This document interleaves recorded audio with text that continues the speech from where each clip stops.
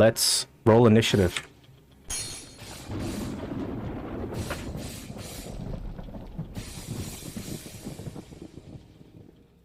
I gotta get back to my first page.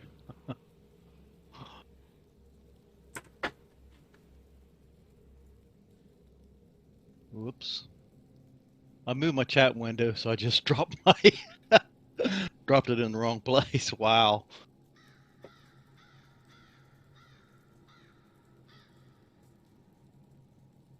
All right, picking up from where we left off yesterday, you guys had come to this area of the dungeon, and you noticed down to the south that there was two massive iron doors with spikes coming out, and intestines and a head and body parts stuck into the spikes.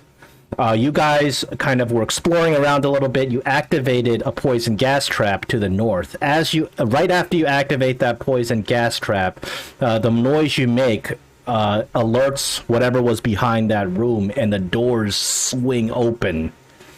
Before you see inside this room. It's a gruesome sight. There are body parts, intestines, blood, gore just lying everywhere. In the back of the room, you see a massive ogre. He appears to be in the middle of chewing on somebody's leg. Appears to be a human leg that he was chewing on. He is holding a chain. He's holding a chain that splits into two.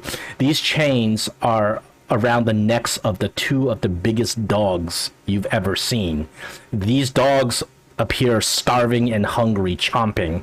As the door opens and the dogs sniff you, they start growling. And also, directly in front of the door, there are two female orcs. These female orcs, they look a little bit different than all the other orcs you fought. There's something wrong with them. You can see that their eyes are kind of rolling to the back of their head. Their mouths are foaming. They are grunting. One of them has a swollen belly, appearing pregnant. These orcs are armed and ready and immediately attack as the door swings open. And the ogre looks up and yells, "You come to the wrong place, humans." And then he says, sniffs, "I see you are level 4. Tastier meat. Kill them," he screams at these two female orcs. And battle begins. First, on the combat tracker, orc number 1. You can see this orc is in some sort of mindless fury. Runs up and attempts to cleave you in two with her axe. Greg?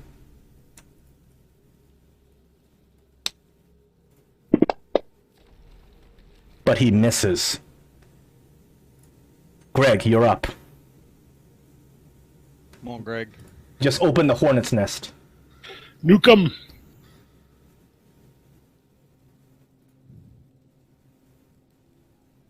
Greg, push to talk. Got a reminder. Yep. Okay. Oh no, just in case he wasn't paying attention. Yeah. It's very common. Yeah, I'm debating if I should do the shatter. Let's see if I can cast a shatter spell. Nice. Here.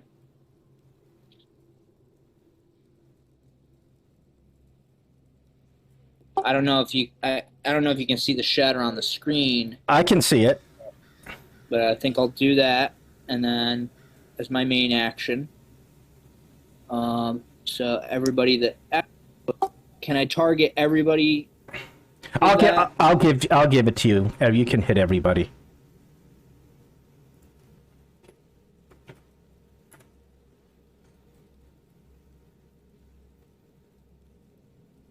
The great Ulfe is so massive. I mean, some part of your shatter spell is going to hit him. No doubt.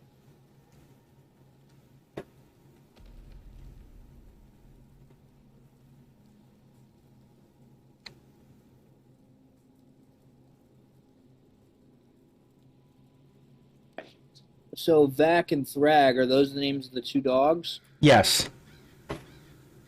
Okay, so Vac, Thrag, Orc 1, Great Ulfe, Orc 2. Con saves. Oh, we got 2 saves, Ulfe and one of his dogs, and we got the 3 failures. All right. Not bad.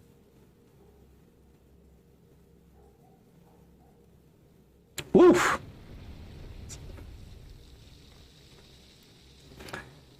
All right. And then I just am like, how you like me now? And then I end my turn. I like you pretty well, Greg. Thrag, chomping at the bit, but still is restrained from the Great Ulfe's chain. So the Thrag is going to dash out the minute Great Ulfe releases his chain. Great Ulfe, it is in fact his turn. As a free action, he releases the chain of both his dogs. Unfortunately, the dogs don't have that much space, so they just run forward. Actually, it's not Vac's turn. Ulfe reaches into his back pocket, takes out a javelin, and aims it at Lynn. Whoops.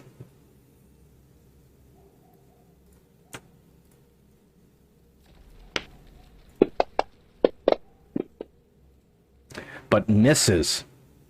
He angrily pounds on the ground.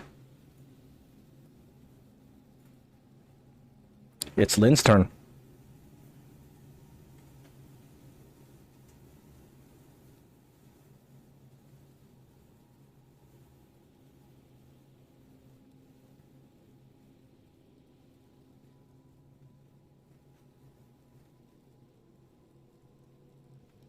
You're up, Lynn.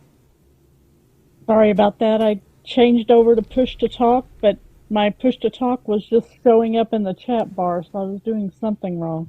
No worries. Oh, yeah, that's happened to me too. Okay, I'm going to cast Spiritual Weapon. All right. Do you have a token that you can drop down yourself, or do you need me I to? believe I do. I haven't done this before, so do I just drag it from the... Yeah, just drag it from your character sheet onto the map. It should. There you go.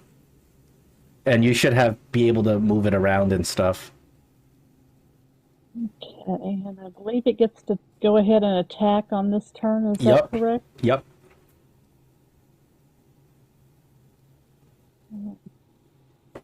Ulfe turns around in surprise as... What is your spiritual weapon specifically? A giant hammer, I guess? A mace. Ulfe turns around in shock as this magical mace appears out of thin air and clocks him right in the arm. Oh!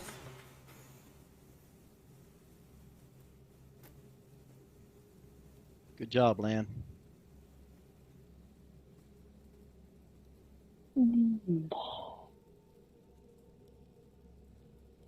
Yeah, so It's a bonus action to do the casting. yeah, it's interesting because it says yeah, you create 1d8 force damage. Interesting. And plus, another benefit of spiritual weapon is you can't really target it.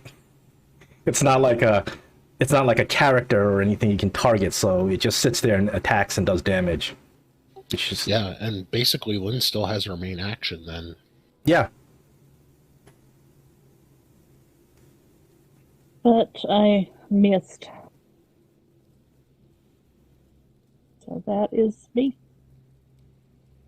This orc, you can see there is a mindless rage in her eyes. You can tell that she's just recklessly attacking and feeling absolutely no pain or fear.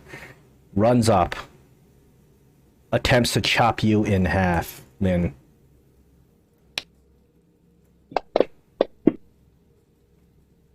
Ooh, this orc lands an attack on you with her axe. That was quite Ugh. a blow. And now, do you have a concentration going on with spiritual weapon?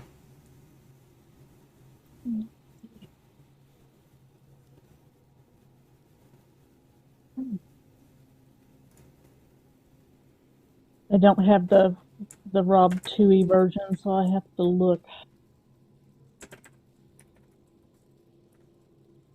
It's okay. We can just roll it manually. It's no big deal. I actually think spiritual weapon doesn't have concentration. Oh, that's why I'm asking. Yep, it does not mention concentration. Okay, but so therefore but do you have any sort form of concentration on for any spells at this point? The light spell, I think, right? No, the light's not concentration because I remember. Yeah, I remember. Like even after you're dead, your body still your body still has a light on it. Remember, there was another game we played like that. light is the only other spell I've got going.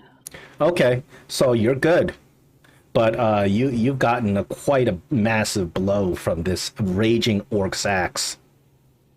Yep, that hurt. We're up to Drake. Yeah, I'm not sure what to do here. Give me a second. Let's see let's see some level 4 stuff, man.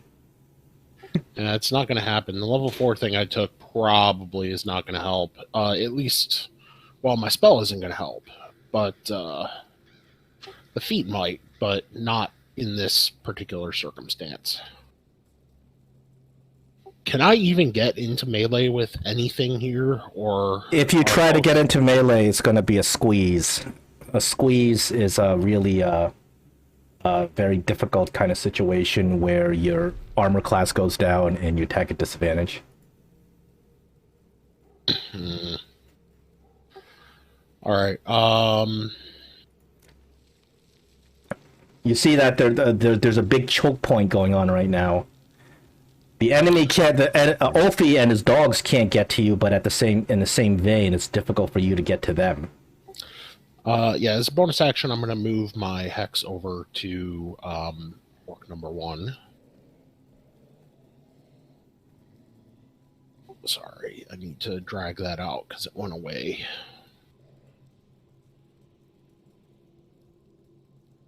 All right, and then I'm going to go ahead and use my action to cast Eldritch Blast. Put him down. Oof. Oh, shoot. Oh, Not quite. Okay. All right. Well, that's it for my turn, unfortunately. This ain't starting out real good. Yeah. I want to get in melee. Once I get into melee, it'll be a lot better. Unfortunately, you guys have alerted them once you activated that trap to the north, and that door just swung open.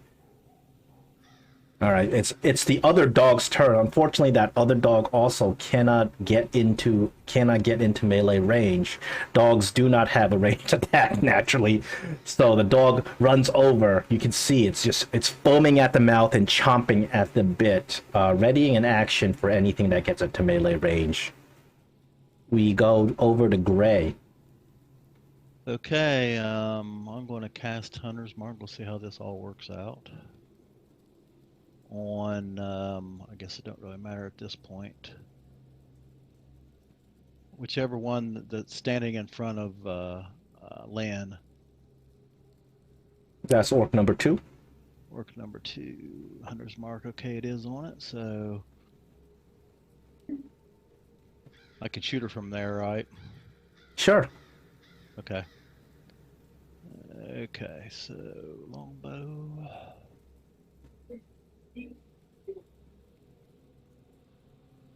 Yep. I did hit, so that's good. But you realize that this orc is in a mindless rage, not feeling any pain, and it's going to resist some of that damage. Well, that's not fun.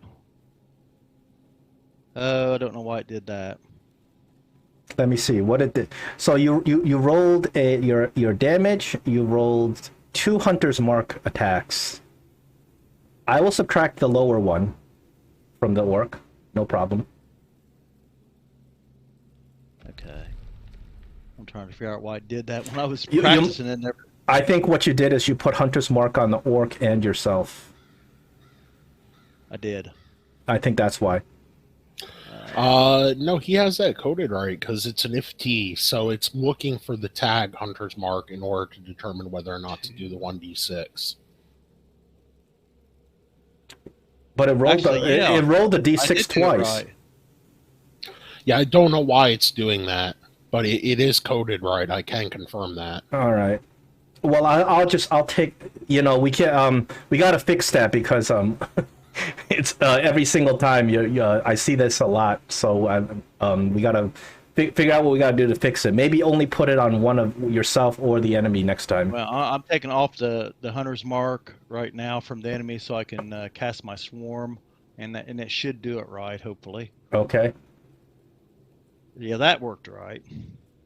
And also, he resisted some of the damage from the swarm, but not enough to kill him. Not enough to save his life. He dies. Yay! Another allergic orc. This one actually, you killed this female orc, and she was pregnant. I don't know if you feel. I don't know if you feel bad about that. I don't feel bad at all. Okay. Lynn doesn't. Lynn feels pretty good about it. Lynn feels pretty good, you said. Okay. Yeah, Awesome. Gray, I can help you with recoding it sometime later. There is right. another way to do it that makes it work a little bit That was better. Rob Toohey's thing right there. So, and I worked with it all day long today to try to figure out how to do it right. Oh. Just so I don't get it. It's But all I right. passed It's not a big deal. It's something we can fix easily. You know, it's Okay. not like something that goes wrong and breaks the game or anything like that. This orc number 1, will continue to go to town on Greg, trying to cut him in half. But she misses again. Yes. Greg, you're up.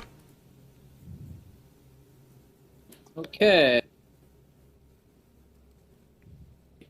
Let's see.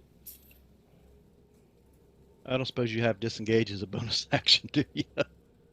Unfortunately, no. I'm not a rogue.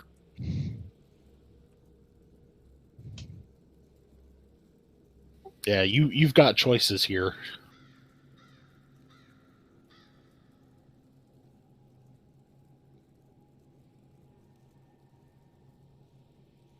I'm gonna cast Shatter again. All right. Not a bad plan. Might take that one in front of you out. Are you classing it as It might.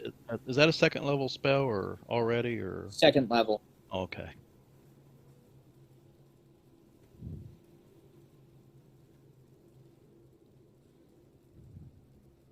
Get him, Greg.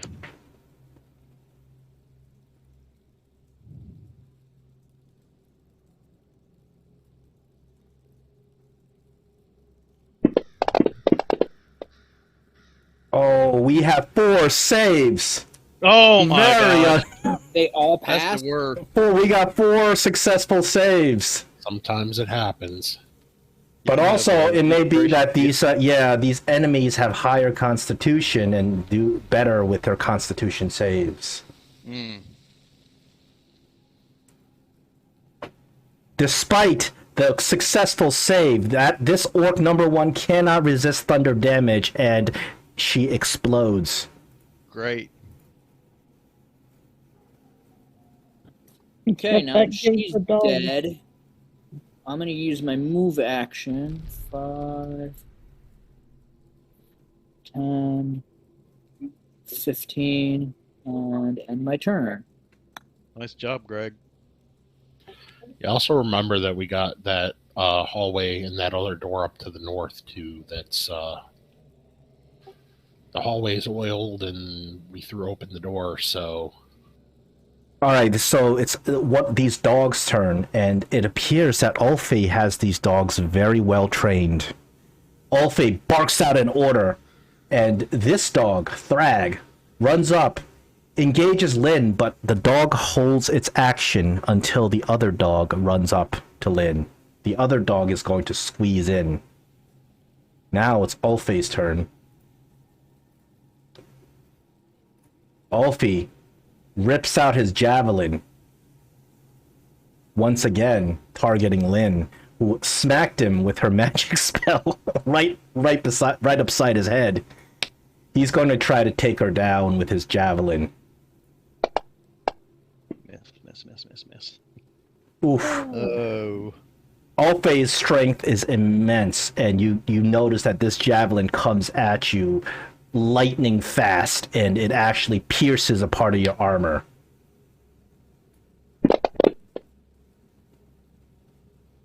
Oof.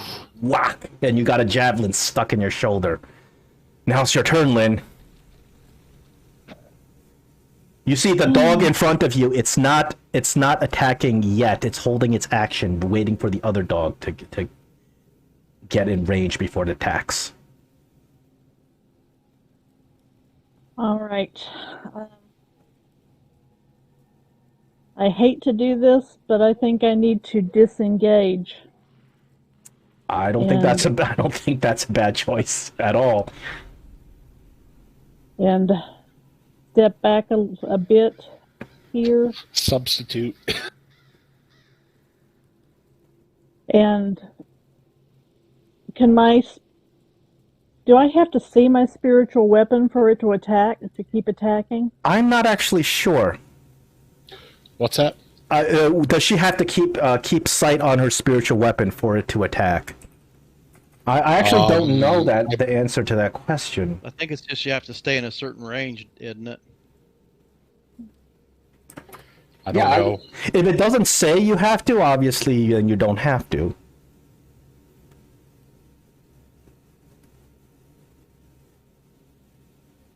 It does not say that it has to be within sight. I know she can move it up to 20 feet on her turn. Yeah, it's a bonus action for you to attack with it. I don't see anything that says that you have to see an enemy with it.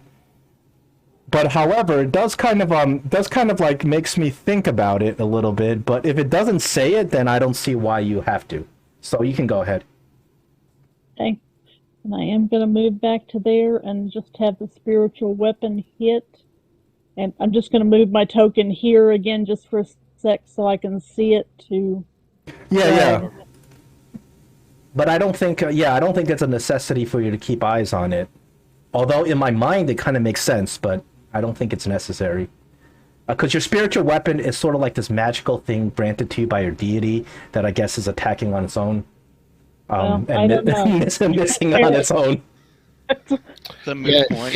In this circumstance, it might be a moot point because I think you can choose whether to use your bonus action or your full action first. So she could have made the attack. Yeah. She moved away. Yeah, that's fine. But it is a good question for in the future. All right. Unfortunately, your spiritual this time Ulfe was ready. He knows this thing is there. He's not able to destroy this thing, but he dodged that attack. All right, Drake. Now you're up. You are able to get into melee range now. This big nasty dog growling at you. And I'm gonna just walk up to him. Bonus action, going to move my hex over. This dog continues to hold its action even as you approach it. That's fine. Which one is this? This is Thrag. Thrag. Get him, Thrag. Get him. Yep. And then I am going to attack him with my main action. That's a hit. And, yep. Let's see if this works.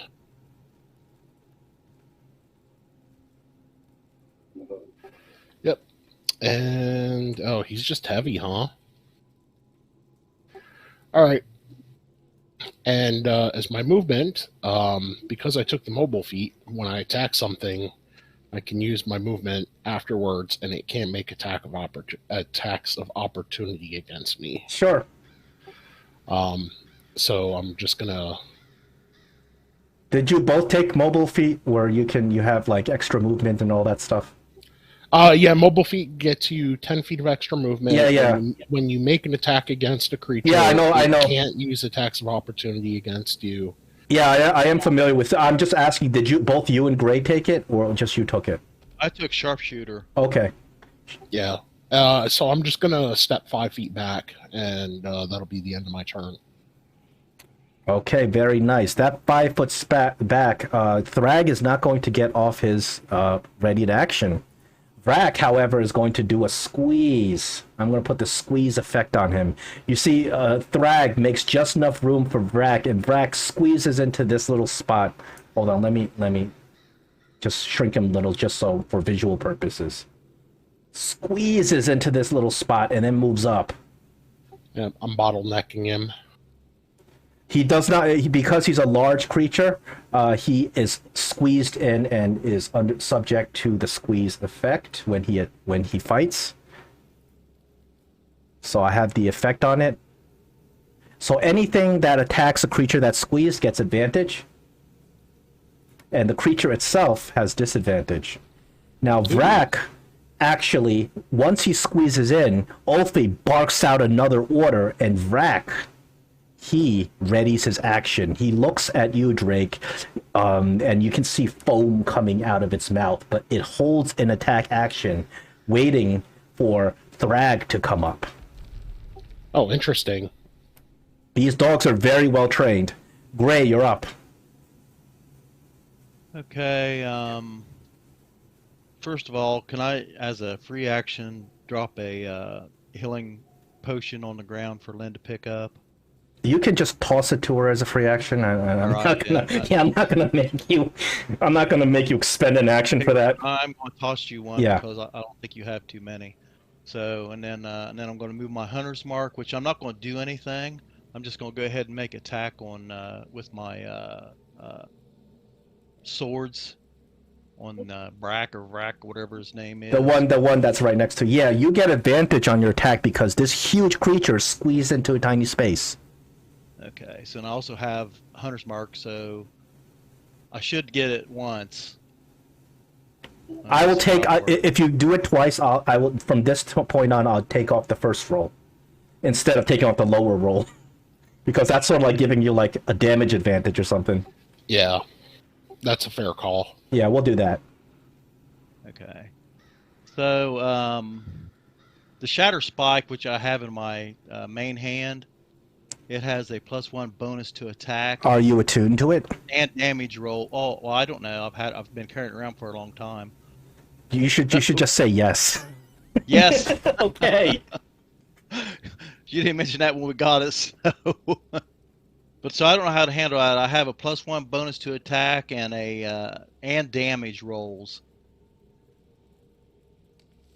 Yeah, So, you need to enter the weapon in under your actions at some point. If you don't already have it there, you're going to need to code it. Well, I don't know how to code that. Well, actually, it does say +1 bonus. Well, for the time being, if you attack regularly, I will accept that when you do a damage, I will take an extra damage off until you get the code in. And I will accept that if you miss by like 1, then you do hit. Okay, so I'm going to attack with my I got advantage. That's right. There's almost no way you're going to miss him with advantage. Right. So damage. This slashing damage. It should include the hunter's mark. You can also put you see that thing on the bottom where it says 0 and then modifier. If you put a 1 in that, it will automatically add a +1. That's how you manually add a +1 to your attack modifier. So Oh. you see that thing on the bottom that says advantages available? Yeah. You can put a 1 in there. Okay, but right now it's my offhand. I don't get I don't get the +1, but I do get advantage on. You have Shatter Spike in your offhand? No. Oh. I just used the shatter spike. Okay. So roll your damage on Vrak. Yeah. Right. Okay. I should have got the plus. Oh, that's good damage. I should have got +1d6 for the which it didn't work with the hunter's mark. Yeah, the hunter's mark. Yeah, throw it out there. Just okay. +1, I will manually subtract. Then what about your bees? And I'll go ahead and do my bees now. But I still got an attack with my offhand. No, yeah, I do. Let's see, where are my bees? There they are. Come on, bees. Whoa, baby! That's good bees. Yeah, Vrak really is not good looking bees. too good. You can see that its fur is being ripped off with the bees are stinging it. There's bees like hiding under its fur, under its mouth. Vrak is looking real bad. Okay, now my offhand. I should get advantage, yes. Yep, it gave it to me. Yeah, I hit. And this just should be regular 1d6 damage. Whoa! Good. Woof! So close, but you just barely barely miss killing Vrak. Vrak has still got like one good bite in him. Okay, well, I don't want him to go after Lynn, so maybe if I stay there, he'll maybe attack me instead, so I'll pass my turn. Oh, he's readying an action to attack Drake. Yeah. You can tell. I mean, the dogs pretty much telegraph their movements and everything. You just don't want to trigger an opportunity attack at this Well, that point. was pretty, Alright, that was pretty nice. Let's see. I'm gonna target this dog that's in front. And I'm gonna attack him with my quarterstaff. All right, you can swing at the dog. You get advantage. It's squeezing. Advantage. And Oh, Yeah. Even with advantage, that hurts. Unfortunately, yeah, the wizard not very good at it with a melee weapon. You swing your quarterstaff, but it doesn't really hit the dog. alright, I guess I'll end my turn. All right. Now the dogs are going to jump in unison. Thrag is going to run up to Drake, and they're both going to attack Drake. Thrag attacks Drake with pack tactics. Yeah. This is going to hurt a little bit.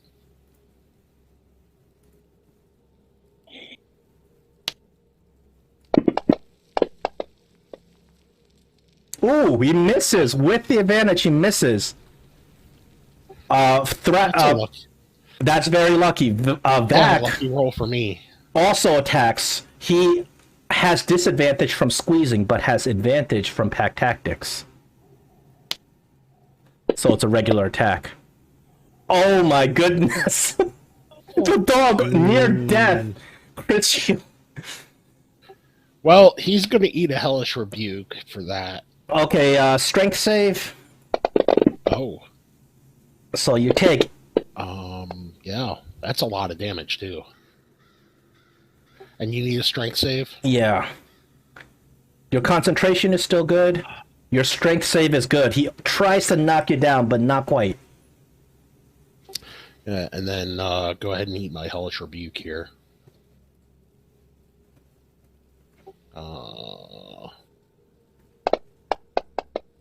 Hellish Rebuke's on Vrak, and that should actually kill Vrak. Because Vrak has one hit point. He's gonna eat bad. Mad damage, 17 points. I did as much back to him as he did to me. So the dog dies, and it's like its jaws are still sunk into your arm, even though it's dead. Bad doggy. That ends his turn. Ulfe, still not able to get into melee range, reaches in, takes out his javelin, and tries to finish you, Drake, as his dog has bit you. You killed my dog, he says angrily. He's just got to do 15 points of damage. Come on, Drake. You can hold out. All right. I got nothing for it. I already used my reaction. Super fast javelin comes at you. Only 9. Not quite enough to take you down. Unfortunately, my hex failed, though. Ulfe is going to take some cover over here. Lynn, it's your turn.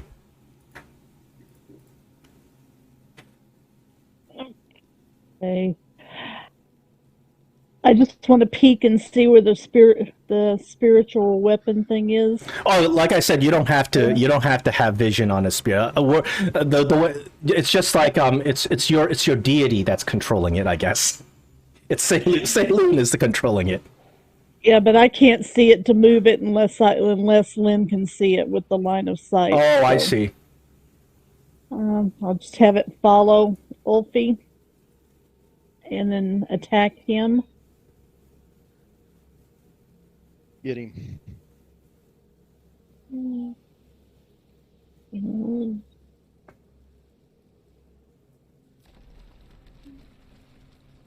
Ooh, you got him.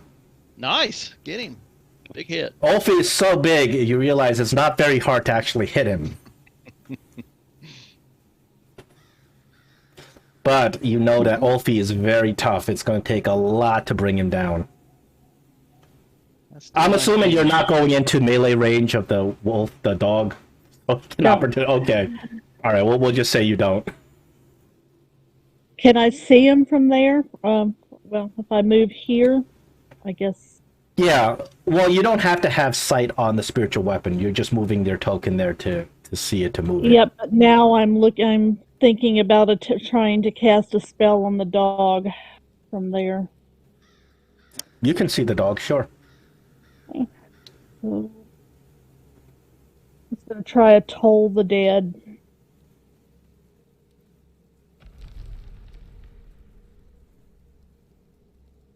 So, All right. Some church bells go off, but the dog somehow saves. Don't know where the dog got that wisdom, but he just rolled really, really good.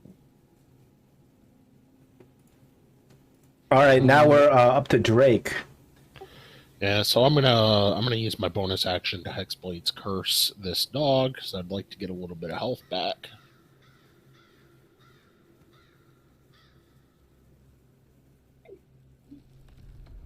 Okay, and I believe that is set.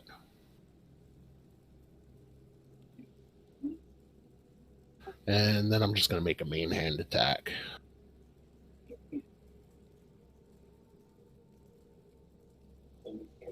Nice. Minimum damage though. It's it did not apply my hex. Oh, I didn't have it on there. Oh no, it did. Okay, never mind. I'm thinking hex, not Hexblade's curse. Gotcha. It's all right.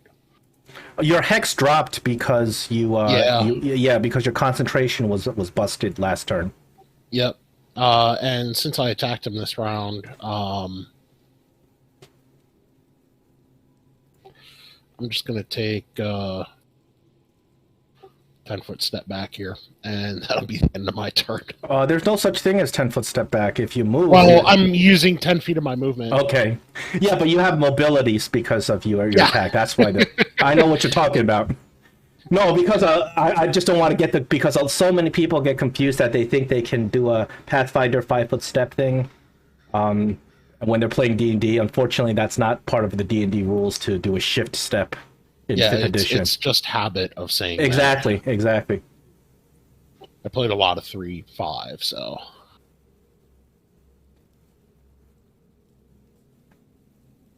That's it. All right. We're next on initiative, we have Gray. Oh, okay. I'll have to move my hunter's mark to whichever doggy that is standing in the doorway and try to put him down.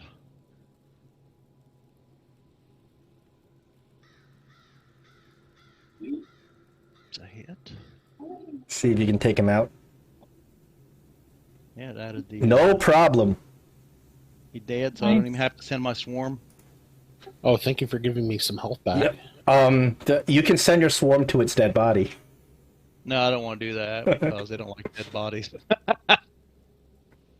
So, Ulfe screams out in this desperate rage. And to kind of get out of his line of sight, My dogs! I'm going to move back here by land.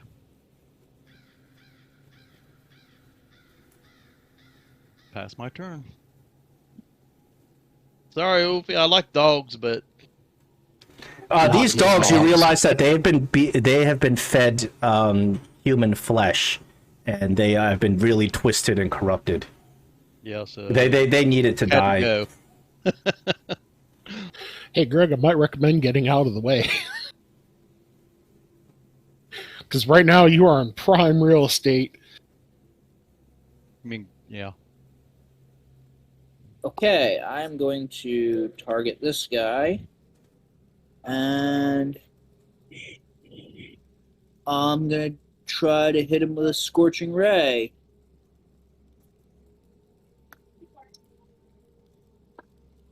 Oh, that's a real bad roll. Ulfe is pissed off. He's ready to run in and assault.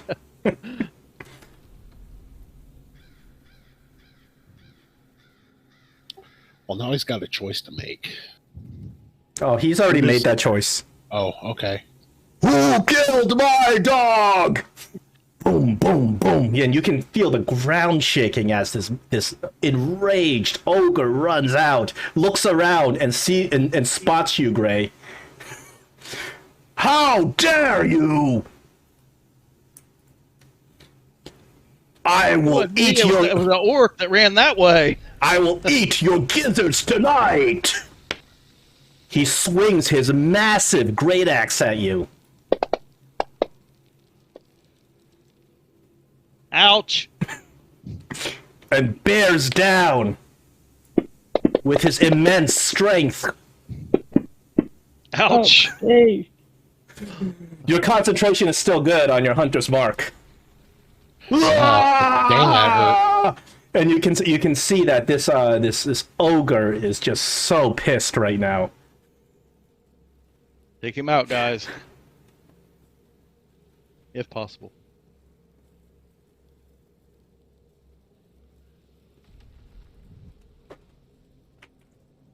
Okay.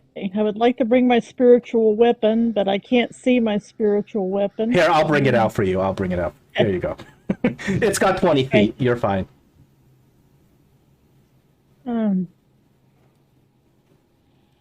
Let's have it attack first. Oh. Oh, That's good. That is good. Ulfe, it's not too hard to hit, you realize. It's just that he just has so many hit points. Ooh, that's another nice damage. Way to go, Lynn.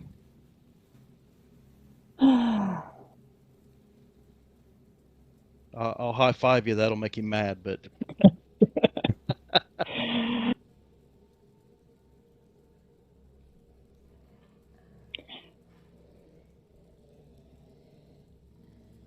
All right. I I think I can finish him off. think I'll at least try to help you a little there. I am going to do a inflict wounds on Ulfe. Oh, that'll hurt. That will hurt. That'll hurt bad. But you not miss. if I miss. Oh. As you cast your spell, Ulfe just slaps your hand away. I am done with all of you. You will be on my dinner table tonight. The way I'm rolling, you might be right.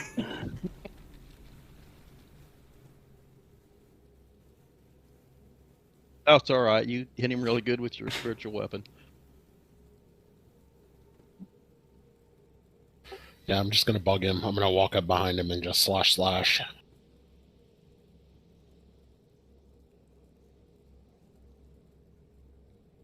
Do you have to hex him or anything? No, unfortunately, I'm all out. Oh. Ooh, nice. Because when I regained health from Hexblade's Curse, it goes away. Oh. You start slashing at Ulfe's ankles. He yells out in pain. Yeah, Oh, man. literally. Yeah, I know What the my heck? second min damage. What the heck? And then my bonus action. Oh, I missed that. Oh, man. And then just because I can, I'm going to move away from him. just because I can. Sure. That's it. All right, Gray, this is all you. It's up to me again. Yep. Ulfe looks pretty damaged, but you realize that this ogre has a lot of energy. It's gonna take a lot to bring him down. Are you going to use Shatter Spike's special ability? It's a special ability. Yeah, you can target the weapon instead of him, and if you hit it, I think it destroys his weapon. Well, I would do that if I knew how. What is the AC that it grants you to attack the weapon? I don't remember. I have to look it up. It may be AC 20 because his great axe is pretty tough. So let me take a look at the description of Shatter Spike. Well, if his AC is 20, I'm not doing that. No, his weapon. I mean, his weapon's AC is 20. I'm not going to do that. I think it just might be his AC.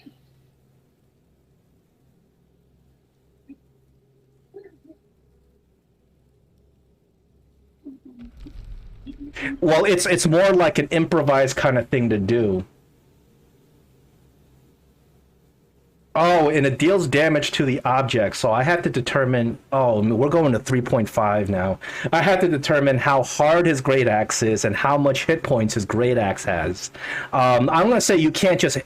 You're not likely just going to break it, even if you hit his great axe. You probably have to hit it a couple of times to break it.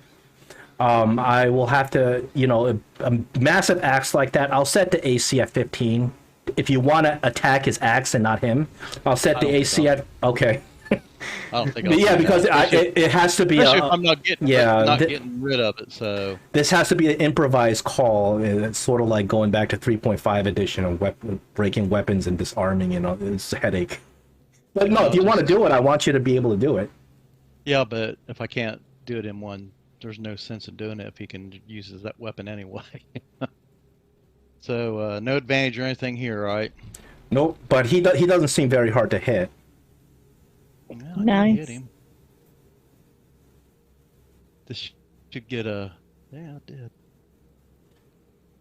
That's 10, and I'll go ahead and do the swarm damage now.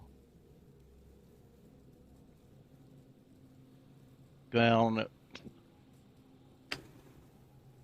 That should probably only be 3 because of the hunter's mark. As you bring Ulfe all the way down to bring him near his death, you realize he begins foaming at the mouth. Something is happening with Great Ulfe, similar to those female orcs. Ulfe begins to rage.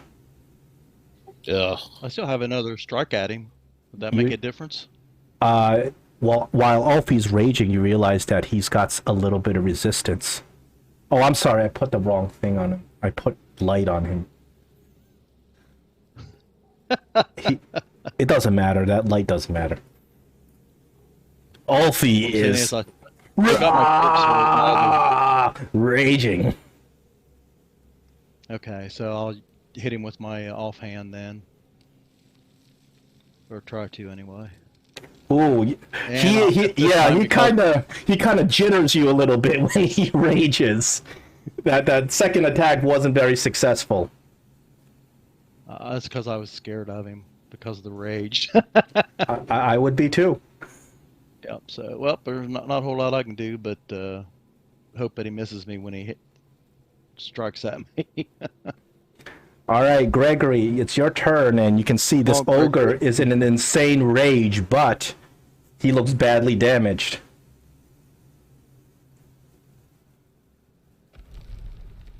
Time for magic missile.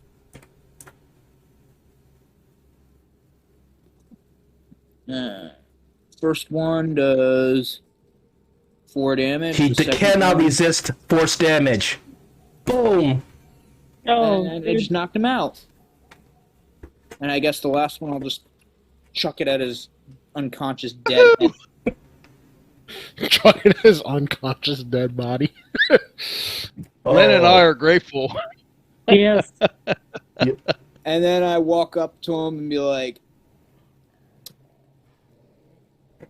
he hits the floor with a thud, and there's actually vibrations, and he's got his big long tongue hanging out of his mouth. He's got this rancid breath, having eaten a whole bunch of humans. I just enjoy the feel of the feeling of the vibrations and the rhythm of that, like as he hits the ground, and I'm just like, nice. Back away from Greg a little bit. Some good vibrations. Woo! Wow, I was worried about that. Ulfe wore you guys down quite a bit. Yeah, I don't know, but I have a feeling we might have some company from the other room yet. Didn't we hear orcs talking in there? You did.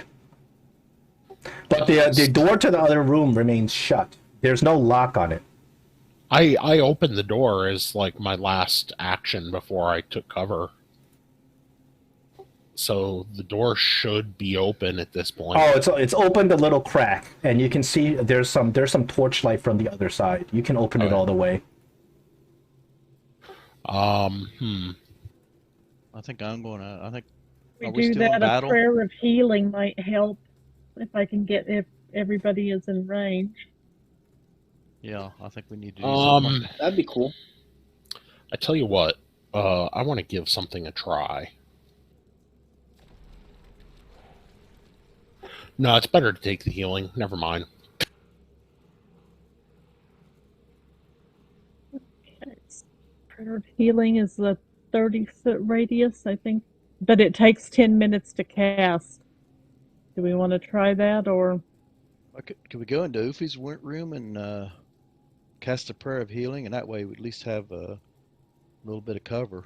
You guys walk into Ulfe's room, and it's just a grotesque sight. There are body parts, human, elven, maybe halfling, you're not sure, all over the place, half chewed and gnawed upon. There's piles of bones that have been fed to the dogs. Ulfe, of course, has eaten all the prime cuts, so all you see left over are like intestines and eyes and things like that. It is just horrific sight.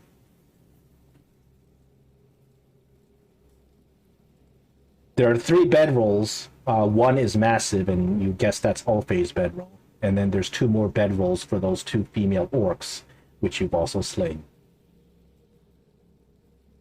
Well, there is a large wooden chest, no lock, right in the center of the room. It's not even. There's no even attempt to like keep it hidden. You think this is Ulfe's belongings. We'll say while she was casting her healing or saying her healing prayer, I would investigate the room to see if I can find anything. You open the chest, and it is packed to the brim with gold and silver. You start digging through the gold and silver, and you're able to kind of fish out 2 objects. One appears to be a very extremely well-crafted rapier. The other is a purple potion that's lightly bubbling. Can I take a little taste of the potion and figure out what it is? This potion would require identification. Okay, I'll give that to Greg then. I'll cast Identify on the potion. You identify. Actually, I get a free use of ritual casting, right? As a scribe, yeah. So yeah. So you ritual cast without having to spend time to do it, right? Yes, I get 1 free cast of that. Okay, so you identify both the potion and the rapier. This is a potion of spider climb, and the rapier is a +1 rapier. Nice. So I put them in the party inventory. So you guys maybe spend a couple of minutes and count up all this gold. It is 1,440 gold pieces. Plus 1,600 silver pieces, plus 2,000 copper pieces. Oh. Does that take the 10 minutes to so I can go ahead and do that? Yeah, of course. Heal? The whole time I am standing watch. Like this chest is quite literally filled to the brim with coins. Okay, so I think I got everybody with the healing points. I want to double check and just make sure. So does anybody want to claim the +1 rapier? Drake, would you use it? Would you like to have it, Drake? Possibly, but not right now. Especially when it comes to like items, I'd like to kind of know whether they're magical and whether or not they've been once they've been identified. So Well, he identified it. Greg already no, I identified think he identified the Oh. potion, didn't he? No, he I thought- identified both. No. He can identify as an action because of his ritual. Was the potion Potion- of spider climb, and the rapier is a +1 rapier. Oh, I thought identify only acted on one item at a time. It does, Yeah, but he casts ritual. He casts identify as a ritual as an action, so he can just cast it twice, and he's got his okay. pearl, so he's fine. So it's just a +1 rapier. Yeah. Okay. I'll change it out later, but for now I'll stick with my scimitar. But I will take it. Okay. And how about the spider climb potion? Anybody wanna have that? I mean, if nobody else wants it, you can put it in my inventory. This is gray.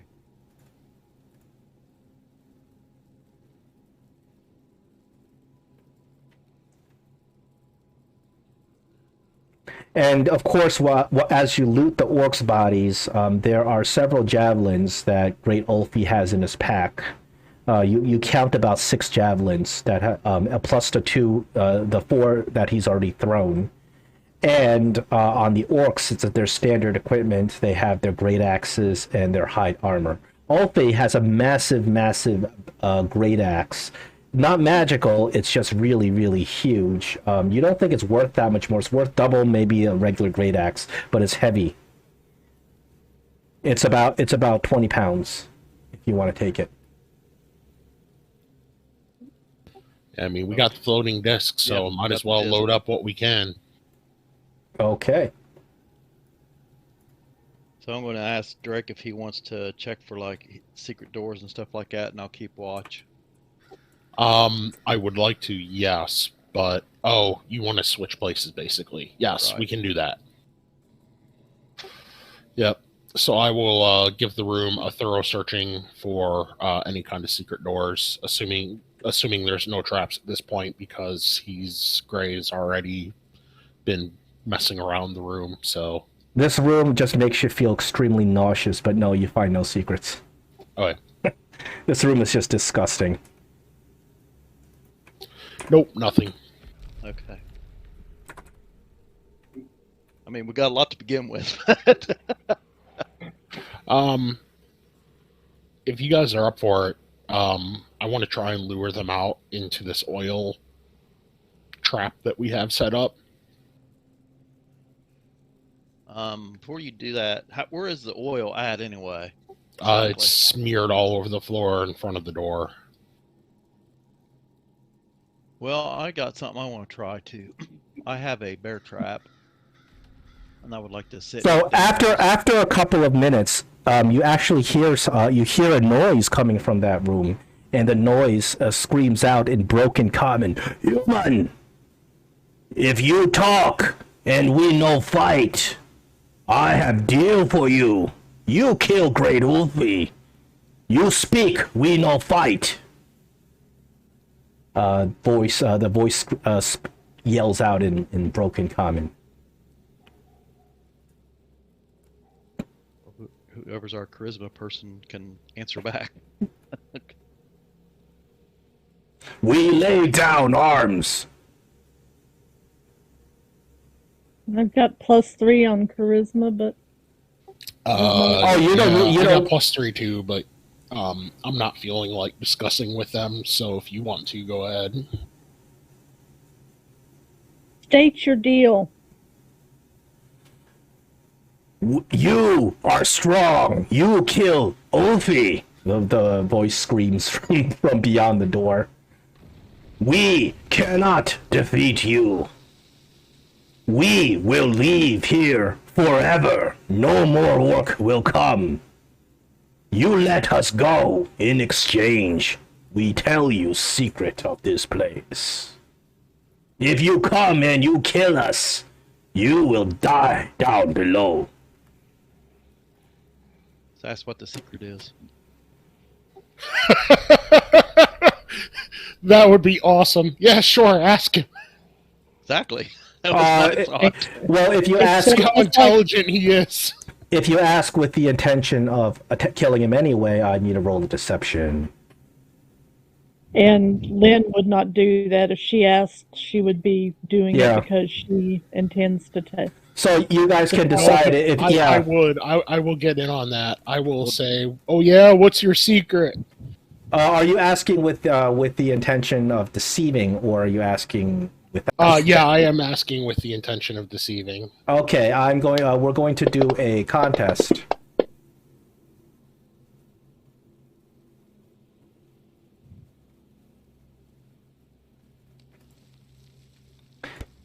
The orc screams out, "I don't believe you, but in good faith, I will tell you one thing. I know what is the true master of this dungeon. The true master is a dragon. If you want to find out more, then we make deal, yes." We already knew about the dragon, Yeah. so I guess you're out of luck. Yeah. So So yeah, it's up to you guys. If they're not if you you can rush in and kill them all. I'm gonna go with a little bit of confusion here. So I'm gonna pop darkness, and there's now that 20-foot circle surrounding me, and I'm basically just gonna run into the room and start slashing. All right, I will keep the same initiatives. We will open the door, and as you run into the room, you see that there are 5 orcs in this room. There are 4 of these orcs are same orcs that you've been fighting, and then there's one more orc. He looks really old. He's in the back. I don't see any orcs at the moment. Yeah, I know. I'm bringing them in. Here we go. There's one more orc, and he looks like he's a kind of an aging orc. He's got some graying hair. He still looks ready to fight. And as you pop open the door, and the magic, there's a magic darkness and everything like that. The orc's ready attacks. All right, orc number 3 up first. Is it the darkness is around you, correct? Yes, it is on my weapon. Okay, so darkness on you. He can't see you, so he comes up. He comes up protecting that old orc in the back. He runs up, readies an action. Anything comes in melee range, he will try to swipe at it. I guess with a horrible disadvantage. Yeah, I was gonna say if he can see me. He's gonna pile over here. He can't see you. And the other orc, they're just gonna pile up in and defend that old orc. Gregory, you're next on initiative. Yeah, you can't see at the moment. Sorry. Oh yeah, because there's magical darkness through here. Yeah, unfortunately, your allies not really seen too well either. Yeah, you do know about the oil, though. I do, but if I know that Drake is in there, I'm not going to light up that oil yet.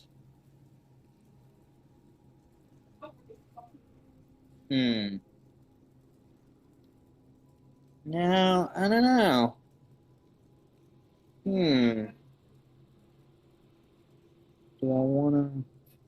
Because I cannot see what's through that door because there's magical darkness. But I know about the oil, and I know Drake's in the darkness, so I'm not going to light him up. I'm just going to pass my turn. Once you, It's all right. yeah, I was just going to suggest the ready action, but that's okay. Sorry, I wanted to get off the half square. Lynn, you're up. Battle has begun. It appears your allies did not take this orc's offer, and battle has begun. But unfortunately, there's a big thing of dark. let me draw like this. This'll be helpful. If I draw it 20 foot like this, so this won't block out tokens and stuff like that. Oh, yeah. That's not bad at all. Unfortunately, Lynn just walked into the darkness. I'll go back and stay out where I won't move if the darkness is there. And I guess at this point, I'm just going to cast a Cure Wounds on myself because I'm still pretty hurt and I can't see anything to do anything else. So Not a bad I will idea. do that. All right. This orc.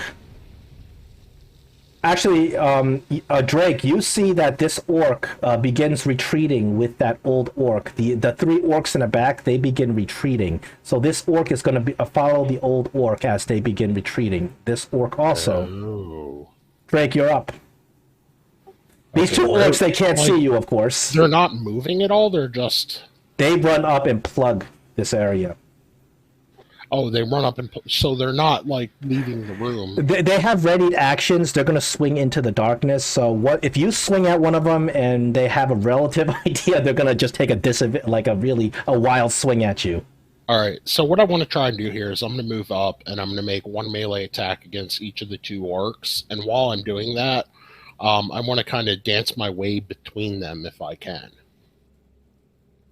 All right, I'll give it to you like this. Give me roll me a stealth check, a DC 20 to get between, because you're not supposed to be able to, but since you're in darkness, roll me a DC 20 stealth check. Oh, I don't know what it is, so it was not 20. Unfortunately, these orcs are plugged in. They take disadvantaged attacks at you, but you may attack them first. Okay, yeah, because they had readied actions. Gotcha. Yeah, once you attack them, they kind of at least have a rough idea of where to swing. If you don't attack them, they have no idea where you are. Yep.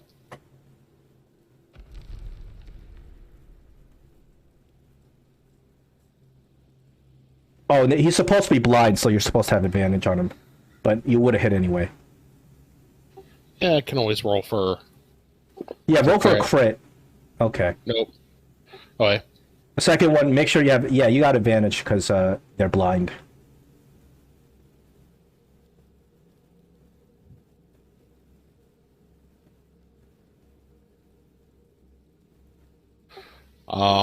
Yeah.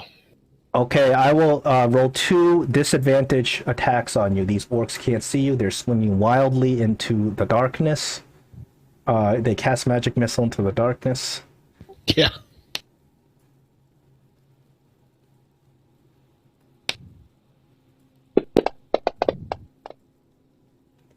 Miss and a... Oh, I'm sorry, that was... Well, it's a miss anyway. That should have been a disadvantage, but it's a miss anyway. Just out of curiosity, how high is the ceiling here? Ceiling's about, like 8 feet or so. Oh, okay. So I couldn't. Yeah, it's like a little. This room that you walked into, it appears to be like a little bunk room where previously the dwarves had been sleeping and things like that, cooking, sleeping, etc. The orcs have pretty much taken it over and turned into their bunk room. It's a chamber filled with some bunks, tables, chairs. The floor is strewn with filthy pelts. Yeah, I want to give them an opportunity to move out, so I'm just going to go hide. Like as far back as I can get behind. Okay, I'll move this. I'll move this 20-foot lane with you. This orc is kind of on the edge of being able to see. Still can't see. Yeah, he can either pull back or move in. That didn't work out how I planned. All right, that's it. Okay. This old orc, he retreats with his other orcs. I will give you guys one more. I'll give you guys another turn. See if you're really trying to catch up to him. Although it's going to be kind of tough. So they retreat out of. You don't know. You don't even know because you can't see them right now.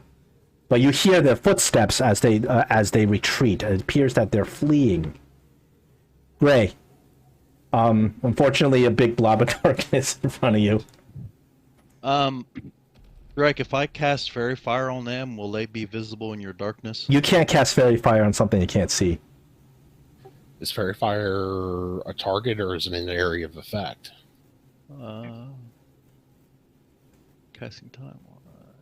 It says each object in a 20-foot cube within range is outlined in blue, green, or violet light. Your choice. That's going to be a problem. Unfortunately, my darkness cancels all light effects. So it wouldn't do anything Gray, anyway. if you want to aim a Fairy Fire at these orcs that you think you know where they are, maybe by what you're listening, I will have you roll something, and if you roll accurately, I'll let you be able to target them. Although I'm not sure if that'll help. Well, he just said it wouldn't help. Yeah. So And still couldn't see him until his darkness might be Right. fairy fired after. right. So this is my turn then. I'm going to yell at Lan. Sorry, Lan, I know this kind of bothers you, but I hate orcs. They killed my mom, and plus they was out collecting humans for human chow for the ogre. So I'm going to, after I said apologize to Lan, I'm going to move forward Into the darkness. and into the darkness and use my keen elvish sense and my hatred for orcs to, at disadvantage, I understand, take a shot listen, at one of the... this is what I'll give you. This is what I'll let you. How I'll make it because you're in darkness. I will let you roll a perception. The DC is going to be 20. You hit that 20, I will let you target one of the orcs at disadvantage Okay. because you're using your ears to kind of listen to where the orcs are. So give me a perception. Whoa! You just hit 20 on your perception. Bam! All right, you may target one of the orcs and fire at disadvantage. Okay, which one? Let's see. Whichever one you prefer. I mean, there's two orcs there. You can hear them. Okay, so I'll just take a shot at one of them then. Okay, here we go. You say at disadvantage? Let me roll a second one. Roll a second one. See if the second one is also. If the second one's also high, it doesn't matter. Yep, it would have hit anyway. So Okay. Gray, that is some that is some serious stealth kind of stuff. You go and fire into the darkness and you hit an orc. Okay, so damage, and then can I send the swarm at him? Honestly, so what kind of what is your swarm made out of? Wasps. And do wasps need to see to No. hold on. This is not in the rules. Yeah. It's just ability. They're actually fey spirits. They just take the form of wasps. Ugh. So if they're fey spirits, they likely do have dark. They likely can see in the dark. What kind of ranger are you? Swarmkeeper? It is magical Swarm darkness. Keeper. I'm reading a nature page. Well, like I said, they're actually fey spirits, so you could look up fey, I guess. Oh man, that's too much of. Just roll the damage. That's too much of a headache. It's too much of a headache. Been a headache today. Well, I'll Yeah. see. Because I couldn't see very well. Okay, and I'm just going to move up here to where I think Drake might be. All right, we're going up to the orcs. These two orcs are once again. They have readied actions. They are still in darkness. They can't see anything. They're not going to move. They're just pretty much just standing there, giving time for the other orc to escape. Gregory, anything? You can cast magic missile into the darkness. If you do the same check that Drake does, I won't tell you if you succeed or fail. But you can cast magic missile into the darkness. Well, I'll walk into here, and I am in darkness. You are in darkness. I will allow you to roll the same check that Gray rolled, but I won't tell you if you hit or not until you cast the spell. How about that?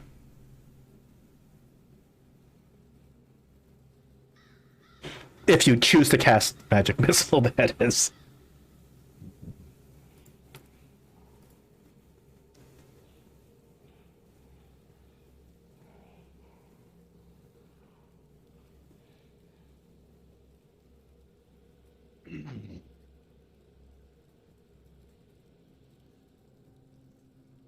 Do you want me to roll a check?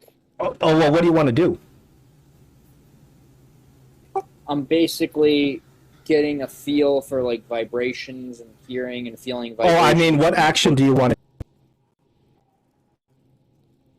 to... Sorry, what kind of action would you like to take?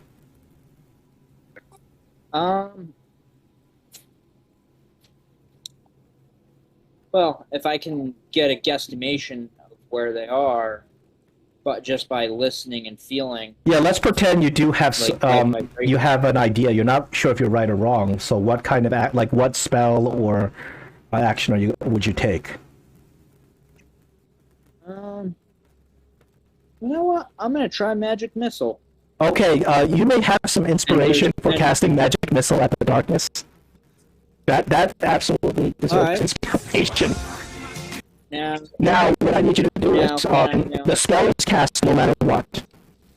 I need you to roll perception. If you roll same check that I did. All right, you're breaking up. Hear me now? I didn't understand. Yeah, Hello? that time I did anyway. Can you hear me? Or is my... I can hear I can you. hear you now. Okay. I'm clear. So, you're going to cast Magic Missile into the darkness, and what I need you to do is roll me a perception. This is going to be the same DC that Gray had. If you succeed, your Magic Missile will hit. If you don't succeed, the Magic Missile goes into the darkness. If you roll a 1, I'll make you hit Gray. Hey. One of your Magic Missiles hits the orc. The other 2, you don't know where they went. All right. I think which orc I have. Whichever orc you want. You get one hit. I mean, you're casting. This one. I just wanted to see. So you said 2 of them hit. One of them hit. I just want to see Magic Missile into the darkness. Unfortunately, So one of them hit, and then yeah. Unfortunately, the DC was 20, but you rolled 18, which is still pretty good, but not. You didn't hit that DC, but I'll give you one Magic Missile hits. all right. Oh, and That's enough. You hear an orc scream as it falls to its death. Oh! Whoa, nice. And I start singing good vibrations. And feeling the vibration of the orc hitting the ground as it dies. That was the best Magic Missile at the darkness. Okay, okay, Lynn, you're up. I will move up here, stand there and look at the darkness, and let me know if I can do anything, and just stand there. And You will in just a moment. All right, these orcs are up. These orcs, obviously, they have heard that that other orc is dead. They are going to... Hold on. They're going to come out. They have readied actions. They know what's coming. They're giving that last orc time to escape. Drake, you're up. Okay. I'm going to use, first of all, my movement.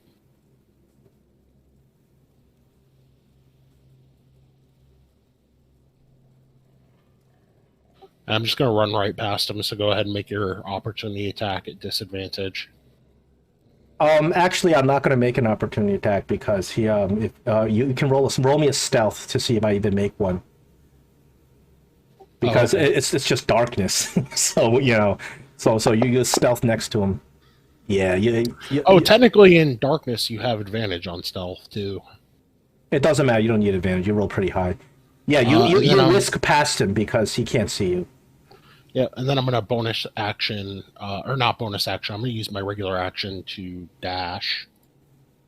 I have to see how that works with the feet. Hold on a second. If you dash, you ignore difficult terrain, which is there's no difficult terrain here. Oh, okay. Would the orcs themselves be considered difficult terrain? Could I like run right between them? I'm gonna have to. You're gonna have to make that. It's gonna be a really difficult stealth roll because you're technically not supposed to be able to move through enemies. But I understand what you're doing, so I'm gonna. You're gonna have that really difficult stealth roll. Yeah. So I want to try to squeeze back through these guys. So I got to make a stealth roll. Yeah. Does the darkness give me advantage, or are we just calling it No, straight up? we're just calling straight up because you're trying to squeeze two things that are literally blocking you out. Okay. So I'm gonna try and get through between them. Oh, not quite. Boom! You unfortunately you activate their readied actions as you bump into them because they're trying to get through and they're sitting there with their axes out. They attack at disadvantage. Yep.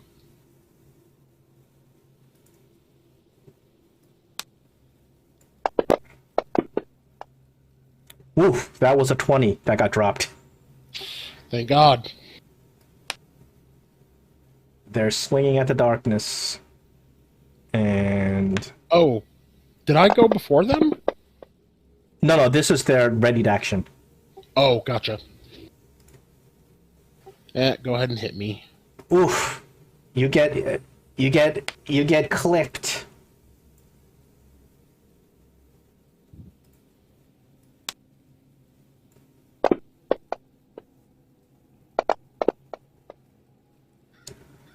Uh-oh. Oh, did darkness go away? That was your concentration was you failed your concentration. Oh shit. Okay. Well, at least it was after their attacks. They all turn around, they're like, "What?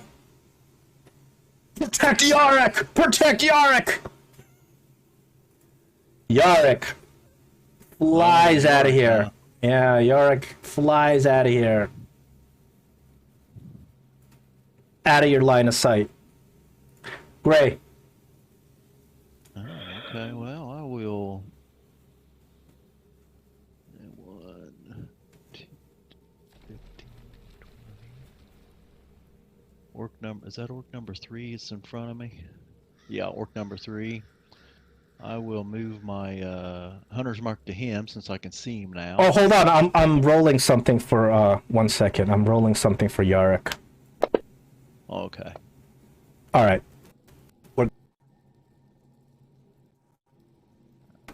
Attack.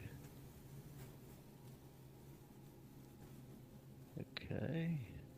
So I can go ahead and make my attack.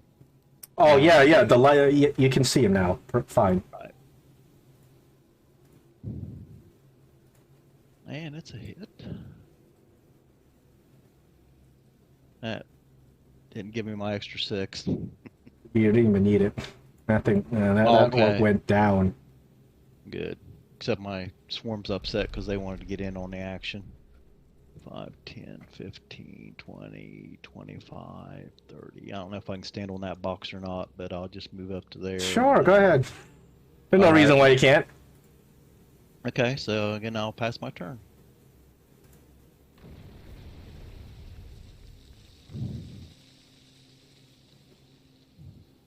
Alright, so can I see the 2 orcs at the end of the room? Yeah, the darkness just went down. Alright, so I'm going to...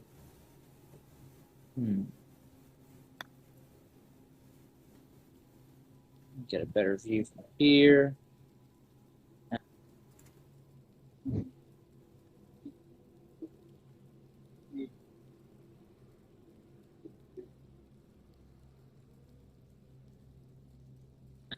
Magic missile.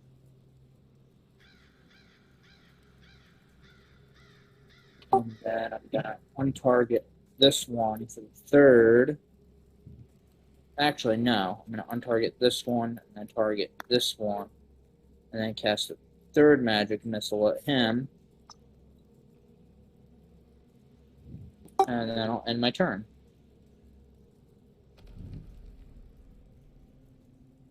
Five, 10, 15, 20, 25, 30, 25 feet. I'll try a Toll the Dead on that one. Church bells go off. Dong. But he saves. Oh man. And that was me. Both these orcs stand there defending. They take the dodge. Yeah. I think you're roboting again. Oh, they're taking the dodge action? Pretty much, they know the battle's lost. They are just giving Yarrick time to escape. Oh. Okay. That's what you kind of deduce. They're not even attacking you at this point.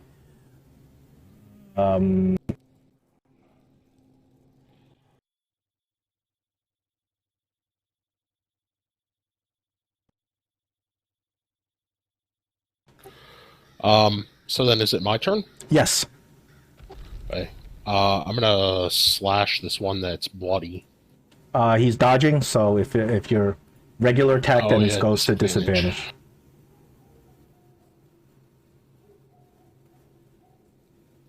disadvantage. That's gonna miss. He dodges. I will offhand slash. Oh, wrong thing. You can take that away. Yeah, I'll put it back. I'll put him back with 1 point. Oh, I cannot get lucky. All right.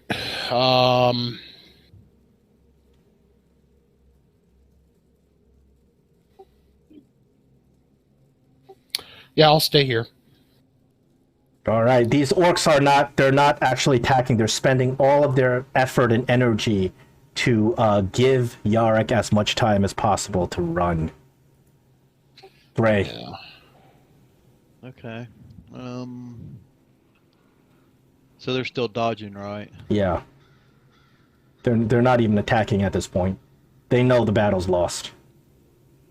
30 or so. So, well, I will try to hit one anyway. Please just activate disadvantage. Right. Disadvantage. And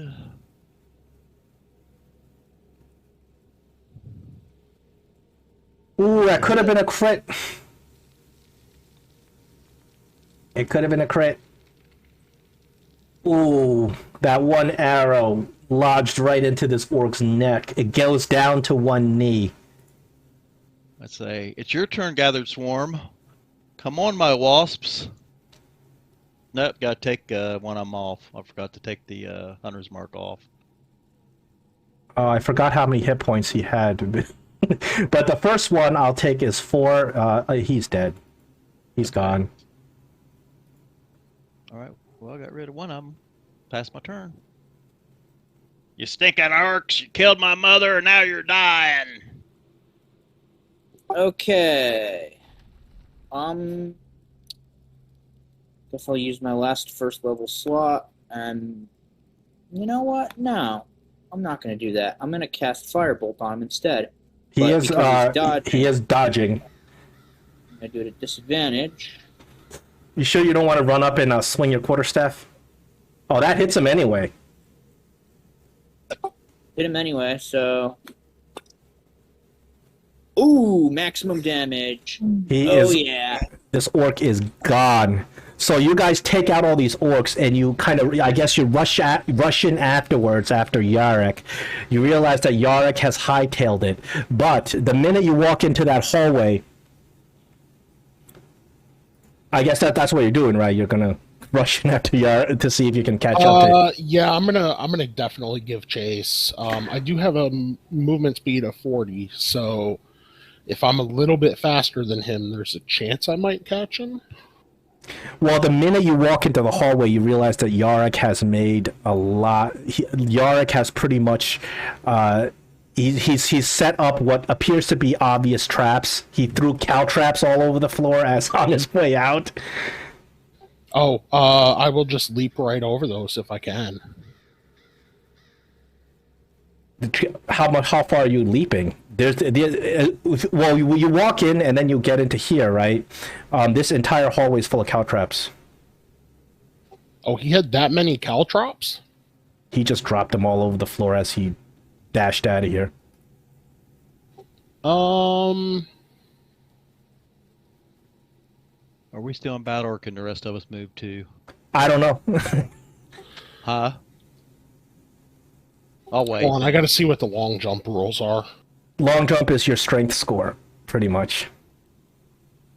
Unless you have something special going on. It's 10 feet of movement plus your strength score. Okay, speed, travel pace, force march. Yeah, I could get him that spider climbing potion if I could get up there to him. You gotta take an action to drink that potion. I can't give you that. Yeah, you know what? I'm gonna eat the action because so basically I'm using my action to I'm gonna use my movement to run and my action to dash. So I'll do the dash action first. So difficult terrain is not a consideration for me. And then 1, 2, 3, 4, 5, 6, 7, 8. I'm gonna give you. You're gonna go through 8 spaces with cow traps. Okay, so what do you want as a roll for that? That's a lot of damage. Hold on. Cow traps, I believe, is 1d4 per damage. Are you sure you want to move through all that? That's 40 feet. Well, that's the thing. So normally, like a caltrop.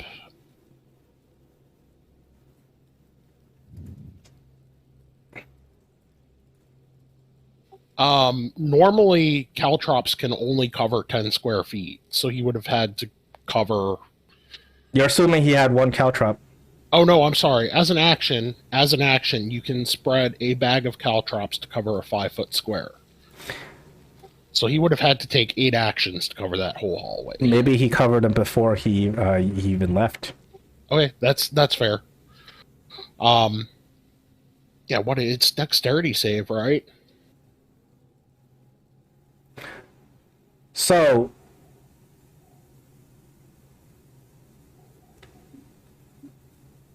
all right. So give me. It's 8 dexterity saves. Anything that's below a 15 on any of the saves, you stop.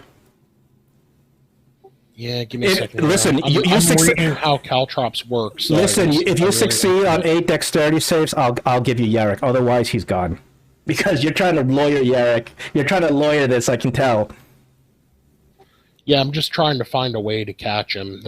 You succeed on 8 dexterity saves, DC 15, I'll give you Yarrick. Otherwise, he's gone. How about that? Oh, a creature moving through the area at half speed doesn't need to make saving throws. So I'll just use my 40. And how do you know Yarrick doesn't have 60 feet of movement? I don't. I'm just giving chase. This is mindless. This is not. This is just I am giving chase. So I'm just gonna use my move action and then my regular action to dash, and I'll do it at half speed.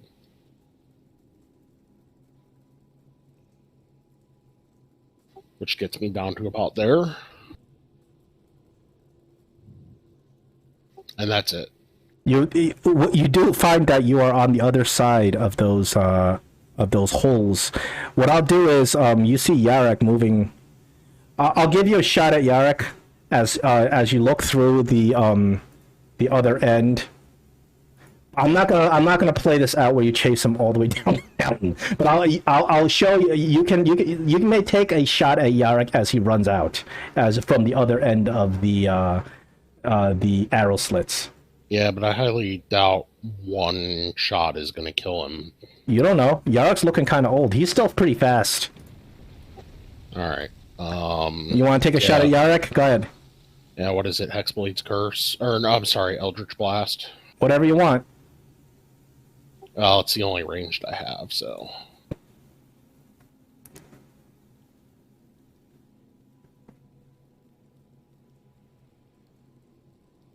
So, yeah, just 7 hit points.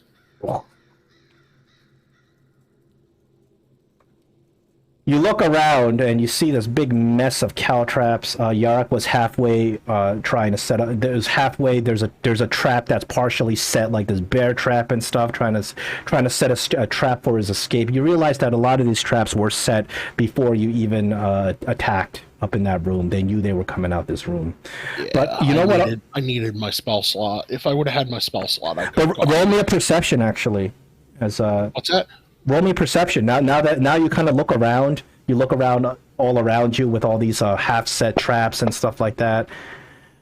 On the ground, it appears that while dropping all these cow traps, there appears to be some sort of object dropped on the ground along with these cow traps, and you pick it up. It appears to be a whistle.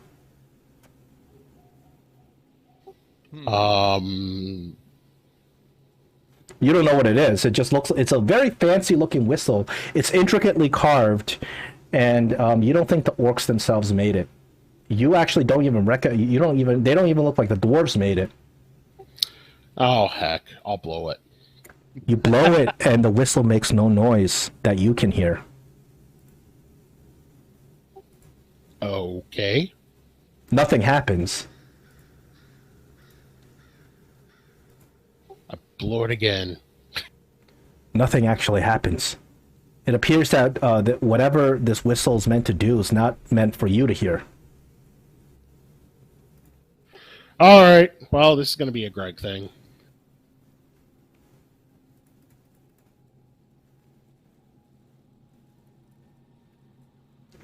All right. So does he show me the whistle? Well, I will clear the hallway of caltrops. I'll give you 8 bags of caltrops. Yeah, so just throw those in, I guess, party inventory for the disc.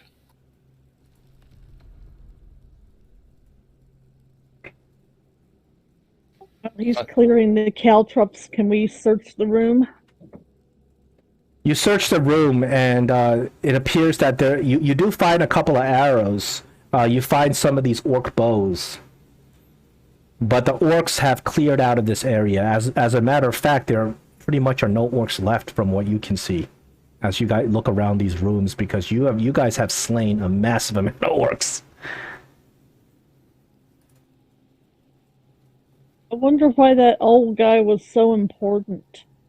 I mean, that strikes me as odd. They're orcs, wooden orcs. He must have been some type Try of to leader save the or a young shaman. and strong rather than the old. He must have been a leader or a shaman or something of that type. Yeah. Gray, your orc's your favorite enemy, right? Your insight tells you that orcs don't usually even live to that age of that orc. They usually die of warfare or something, or killing each other. So any orc that is able to survive that long has to be some sort of leader figure.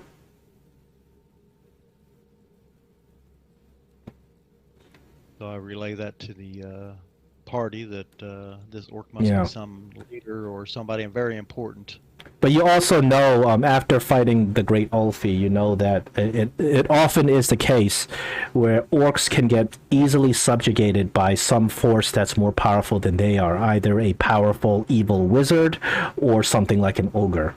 So from what you can tell with this orc tribe, they have been subjugated by the great Ulfe, which of course now lies dead on the ground. Do you think it's worth trying to track him down?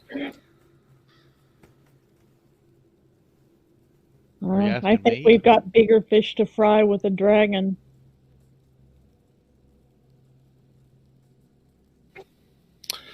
Yeah. I just don't like the idea of letting this guy go if we can help it.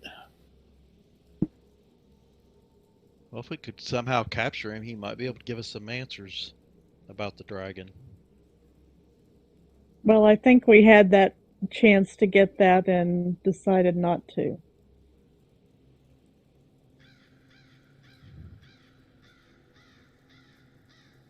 After what he I'm had, just following the instructions of the module, guys.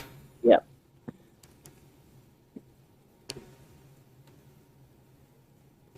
So, Gregory, you look at this whistle. You don't think it's magical. You're not really sure what it does. You may roll me. Let me see. You know what? This is going to be. Roll me a history on trying to identify this whistle. Or whoever has a higher history, you may take this roll instead of Gregory if you want. I don't mind. I have a +6 to history. Can one of us aid him? I've got a plus. Of course. Yeah, a roll like this, you can do the guidance and stuff. All right, so the history check and then add a d4.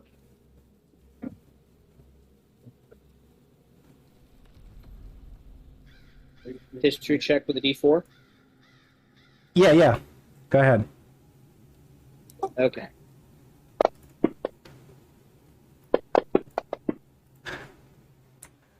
Your very keen eye and your extensive reading from the past has at least given you some insight on this whistle. This whistle was constructed using Underdark materials. You notice it's a stone whistle using onyx, and the intricate carving, you think this whistle was constructed by the Dragar, the Grey Dwarves.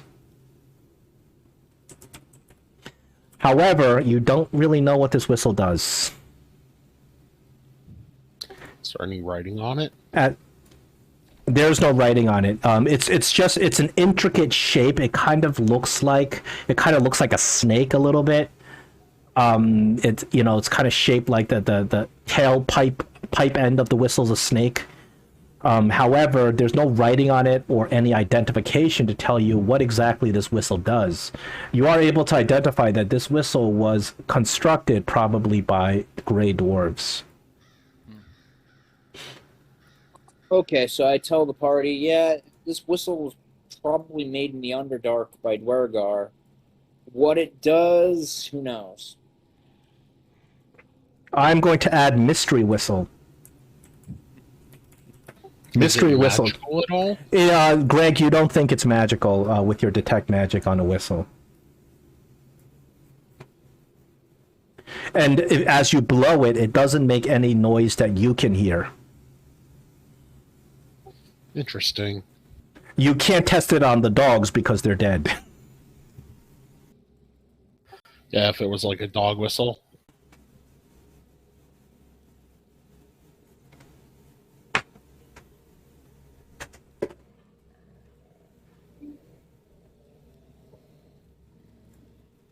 Well, since it's the Underdark, maybe it's a whistle for underdog.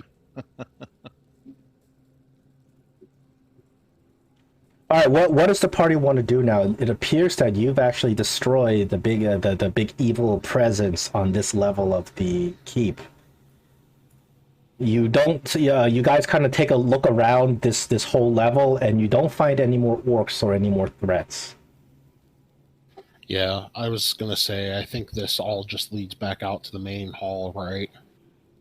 Yeah, well, while you were chasing down Yarrick, you realized that this is actually the back end of those arrow slits you guys had encountered when you first came up. Oh, okay. I see now. So you realize that this is a one big loop, and there's a whole bunch of secret doors which are at this point opened. Yeah, I'll just search those passages for anything, any kind of. I mean, I ran down them, so I'm guessing there's no traps. You do find a couple of for any kind pouches of of coins. You find a couple of pouches of coins. I will add that to the party sheet. They equal up to 40 gold, 250 silver. Give me another investigation, please. Okay.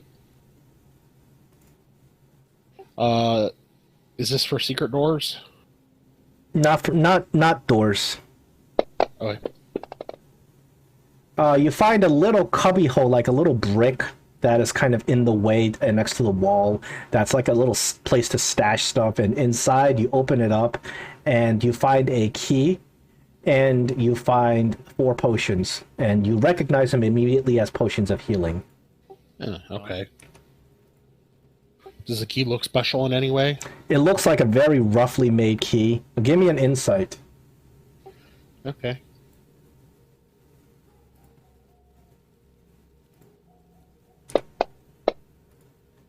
Yeah, you actually know where this key goes. This key is the key to the lock that you picked effortlessly that was locking those 2 prisoners. All right. Well, this key does a lot of good.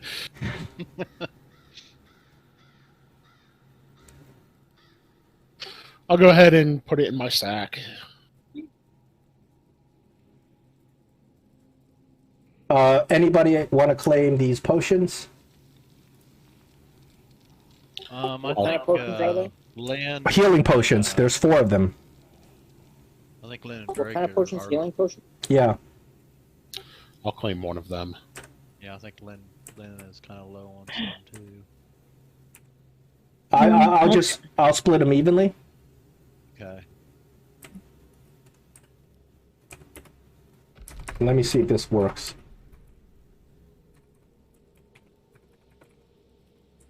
If I put 4 names, if it does split it evenly.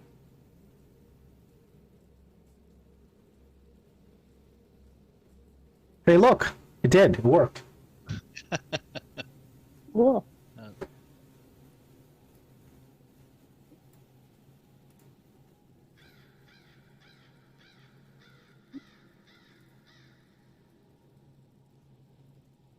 And yeah, where what does the party choose to do now? You guys kind of take a once over to this entire level. You don't see any more orc threats. It appears that you've quite literally slain the entire tribe. Yeah, I think we'll probably take a short rest, I'm guessing. You may take any rest you want because you don't think there's any threats at this point. A long rest would be good. And I'm going to grab one Yeah, of the bags of I could calcium probably- just in case. I could use a long rest to store my spell slots. Yeah. Hold on. Even though it's a long rest, I still gotta roll a random. I guess we could always use the orc's bedroom there. Well, it's, Better than Ulfe's bedroom. the party is supposed to be attacked by a band of orcs, but there are no more orcs. So you have a very nice night's rest. Yeah, this part, I mean, because of you killed so many orcs, just around the area, you attacked all the bands of orcs. There's literally no more orcs here. I'm pretty happy. When we first came into this whole area, wasn't there like a lower level that we never went down to, like we were standing Well, on a cliff and down? The inside out. Sorry, what was that? You went kind of Oh, distant. you know what? Let me see if my echo cancellation is a problem. Sometimes.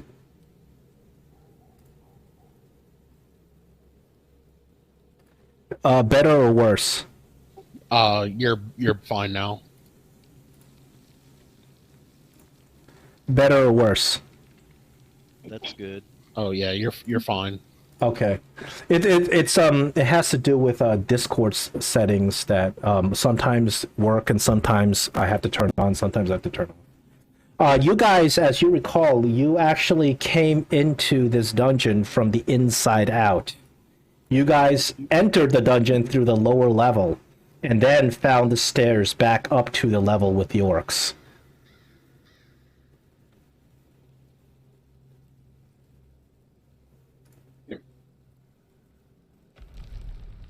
Don't you remember you climbed down the chimney? Yeah, I remember that. Yeah, you climbed down the chimney. You found all those graves, those tombs, and then you guys kind of moved around and you found the stairs that lead back up to the orc lair.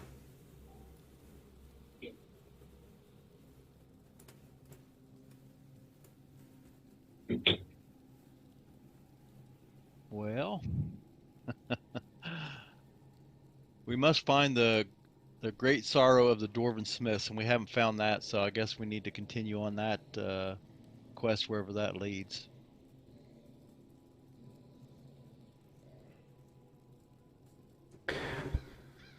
Well, the only real place you guys already take a quick once over on this level. There's nothing left. The only place left to go is back down where you came through. Yeah, really regretting the use of that spell slot.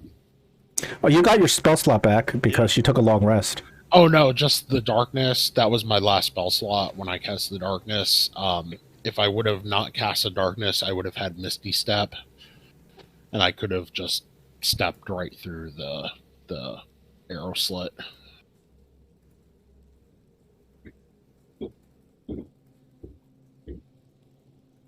I would have had him. I so would have had him. How do you know the DM wouldn't have found some random reason for him to like not be in your grasp again? That's true. How do you know? The module doesn't specify what I'm supposed to do. Sometimes I kind of like swing it, but sometimes it's like, well, I got to give you the authentic experience, right? I can't. Yeah. So now the orc says something about we would die underneath. Yeah, but he's maybe just orc talk. So I can't remember. We know there's this a whole area. This whole area has been explored. We don't have nowhere else to go. I can't remember because I don't have a map of the whole thing. Yes, you guys spend a couple of hours and you guys look around and you do feel that you've explored this entire level. Literally, you found most of the secrets that you can find, that you've succeeded in finding. You give the whole area once over. There's no more orc threats. Those two people that you saved, it looks like they made it out safely. Yeah, you guys escorted them back to the underground and helped them out. What you find is a lot of supplies that the orcs have raided. Those big storage areas. There's nothing of like great value in those supplies. They're worth like a couple of copper each. They're like trade goods and furs and things like that. And you guys, you of course you remember there was that area that was trapped with the fire trap. You guys took a bunch of oil from there, and you found some alchemist fire. But you look around, there's nothing. There's nothing else on this level that is that seems to be of any interest. Well, where are we going, guys? Unless you got something specific you want to be doing up here. Besides, other than what I've told you. Well, Lynn doesn't have any ideas, but I think she would like to find the town and find the woman that we talked to that was the dwarf's caretaker and let her know what happened to him. Do you want to do that before or after we go down? Do we know how to get down wherever down is? Yes, you guys. You guys came into this dungeon through the layer below, so you do know how to get there. Oh, okay. No, if we know what the way to get down there, then we should go that way. Yeah, I agree with that. Yeah, that's fair. I think we should possibly discuss the possibility of running into a dragon, though.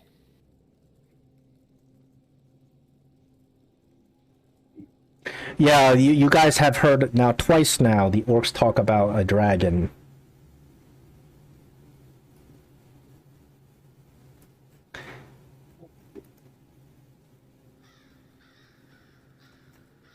I've got that whistle that you found that seems to do nothing. I wonder how important that was to the orcs. Yeah, it's what looks like just an ornate whistle with no magic. There's no magic that Greg didn't detect on it. You guys are not able to find out the purpose of this whistle. You do know that it's not meant for just signaling or anything because you can't hear it when you blow into it. Whatever noise it makes, it's not meant for the ears of anybody here that can hear. I wonder if the dragon could hear it. It's not outside the realm of possibility. But I don't even know what to discuss if we run into a dragon. If we do, then it depends on the situation, whether we could fight or retreat. Depends on the nature of dragons. Of course, there are dragons of various dangers. There are dragons that are easily, with good tactics, you're able to conquer, and then there's dragons that are so ancient and powerful that even some of the most powerful adventurers would have a very difficult time fighting. You don't really know what kind of dragon it is or how old it is. The age of the dragon makes a big difference on how dangerous it is. Yep. Yeah. Well, I think Well, we I had mean- to go that way in order to finish our original quest.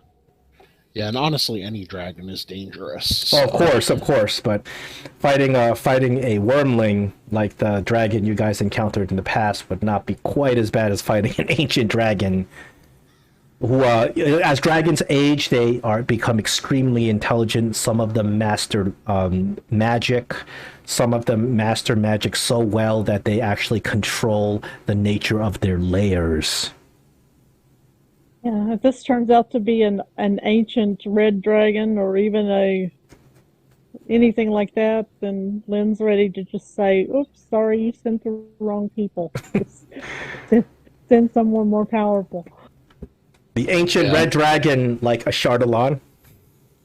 Yeah. He was an ancient red dragon. Well, you guys, there's no way for you guys to be able to tell at this point. You'll just have to go down and find out. I mean, that's what I figured too. All right, so what I'm going to do is assuming we're in agreement, we're going to be going down below. We're going to take a little break now, and I will, when we come back, I'll have the map up and ready. All right. Sorry you couldn't chase down Yarrick, but unfortunately, it is what it is. Yeah, tried to pull out every stop I could think of.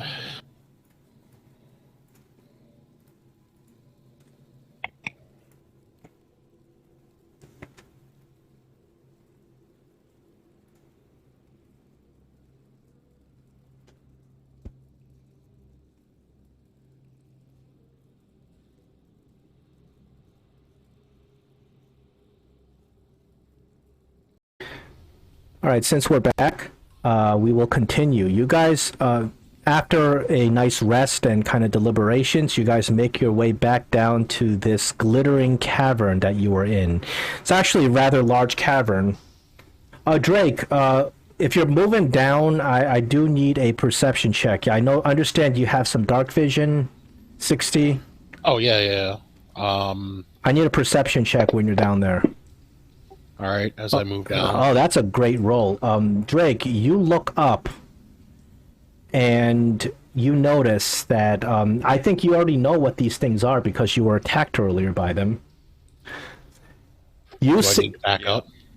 Well, you see them pretty much when you're even over there. The entire ceiling is nearly full of these creatures.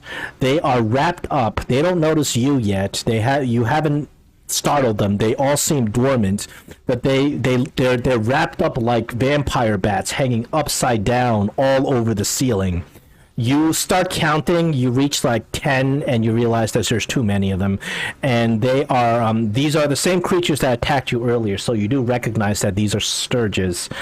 You also notice that in the center of this chamber, the chamber itself, right below you, is about 40 feet tall. So since your dark vision can penetrate, you can see the top of the chamber, and you notice that there's a huge, disgusting nest right in the middle of it, with countless. The nest itself is kind of writhing So you don't even know how many of these creatures are there. Right now, you have not disturbed them. You are very lucky that when you guys came up earlier from the other direction, you did not disturb this massive nest. So I'm going to encourage everybody to back up then. What kind of area are we looking at? You see that chamber below you with a stream rushing through it? That entire area is full of these creatures, all hanging off the ceiling.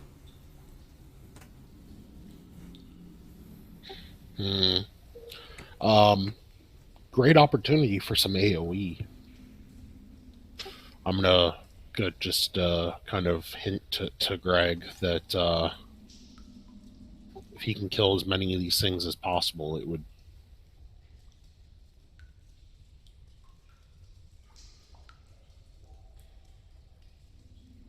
Shatter might work, however, it's going to be noisy. Yeah, we're probably going to disturb whatever's left.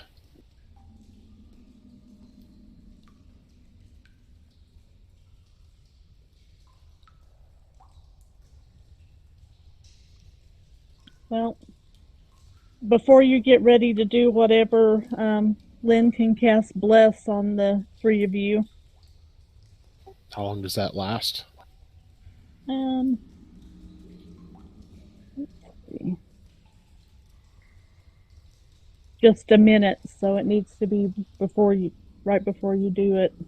Yeah, I wouldn't waste it, but I will ready the dodge action, as the rest of you should probably do as well. What are you planning to do? You guys actually, you realize in horror that when you were coming up this direction, you actually had walked through this opening without seeing these things on the ceiling, and they did not try to. You didn't disturb them at that point. Yeah, I mean, if Greg stealth- can nuke stealth as by many or of them as something? possible. What about a silence spell to go through them? And stealth. Yeah. Yeah, I don't have silence prepared. I do. Oh, okay. Since you used it before. Lynn, what's your vision range, though? Silence is 120. No, but what's your vision range?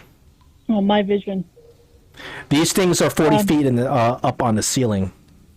No, but I Yeah, mean you cast put it on silence us, so they so we wouldn't don't make hear any us as we noise. went by. Oh, that's very clever. Yeah, you can do that. I mean, they're going to continue to be a problem either way. Anytime we come back through this area. Yeah, but how many are there? First hundreds and hundreds of them. I don't think we can fight that many. You off. count 10 and you realize there are a lot more than 10. And then there's a big, writhing, membranous sack. You think it's a nest, like some sort of nesting thing, and there's more of them in there, kind of like wiggling back and forth. The big sack is about 6 feet, like circular, huge thing, stuck on a top end of this cavern. Shattering the nest might be helpful. At least it would prevent them from breeding for a while.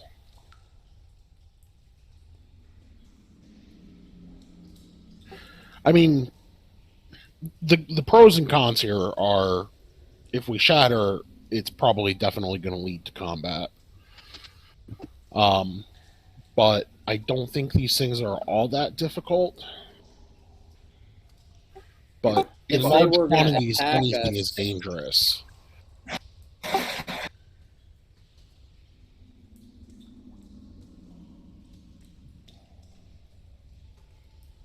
I feel like if they were going to attack, they would have already done so. It Well, just I think happens I that you just- didn't. You didn't startle them when you walked through. Right now, they're kind of like wrapped up as like they're sleeping. Like, you know how vampire bats kind of like wrap themselves up and fall asleep. And then that's what they're doing right now. Do you think we could get that barrel of oil down here? You think you could probably do that? You probably have to go back up there. You know, Maybe smoke them out.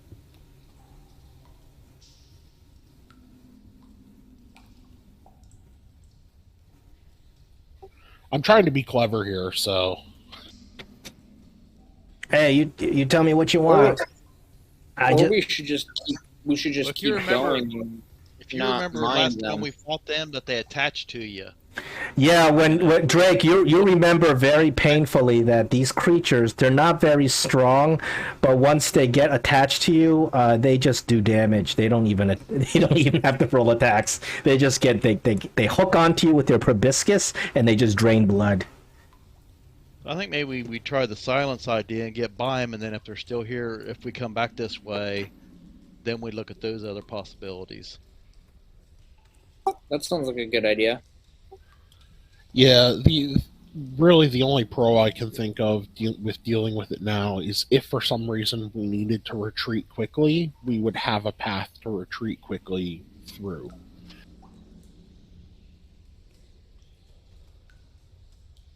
Like I said, that's a very large number of sturges, and if even 3 or 4 of them attaches to each one of us, we're not going to last very long. Yeah. Well, that's why I was asking is like if Greg cast Shatter, how many of them would he get in the Shatter area? Would he be able to cover the majority of it? Greg has a problem even seeing these things unless he has some way to see into 40 feet of darkness. You do because you have dark vision. But Greg's got to have some way. You guys got to like maybe light a torch or cast light, or you don't know. You don't know what can set these things off. Certainly, Greg can probably try to get over there and cast Shatter, but he would have to be able to see this nest. Yeah, I guess my question is how much of it could he catch? Can I like visually tell, knowing like what the area of effect of his Shatter is? His Shatter is like a 20 feet. He can probably maybe get the nest in like maybe 5 of them. And how many would be left? A lot. More than 10.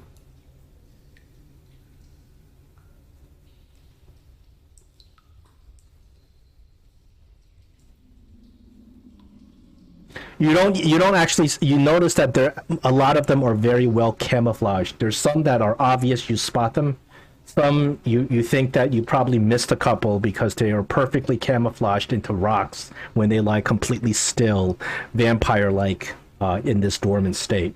So you think that there's more than you even saw up there. But you just visually you see, like about 10 before you warn the others.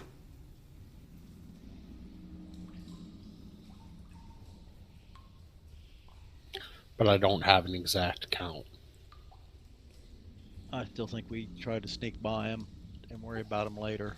Order of magnitude wise, are there 100? Possibly.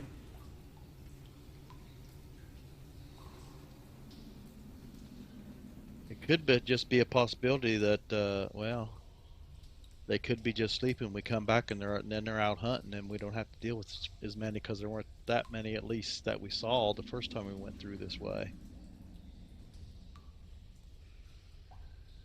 We could always wait and see if they just leave. If they're going to go out hunting. Don't they don't start hunting us. That's what I'm saying. I think that's what the barricade in that was set up for above, was to kind of keep these things out. And we got that room with the little door.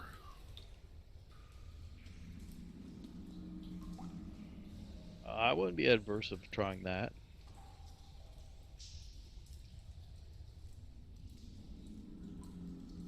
I don't think attacking them is probably a good idea right now, since we don't know the numbers and we're not sure that Greg can hit it. Well, Greg can hit it. It's just I can hit it with the Shatter spell. Well, you'd have, if you can get light on it, he can hit it. Right now he can't see it, but if you guys can get some light on that, he can definitely hit it. You just don't know what the ramifications are. Yeah, getting light on it is easy. I can think of 100 ways to do that. It's just it's just the ramifications.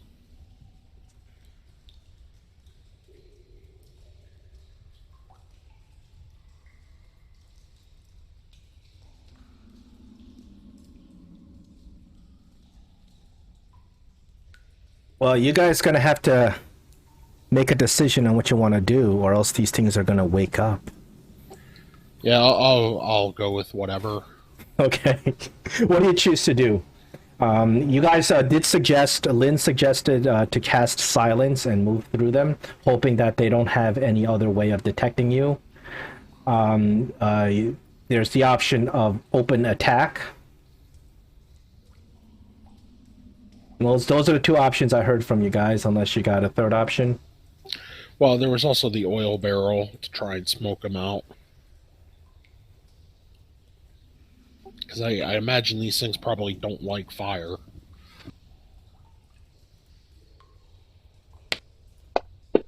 Where would they go to, though? That's the thing. Where would we be at when we did this? One of them wakes up, flutters around, but then attaches to another spot.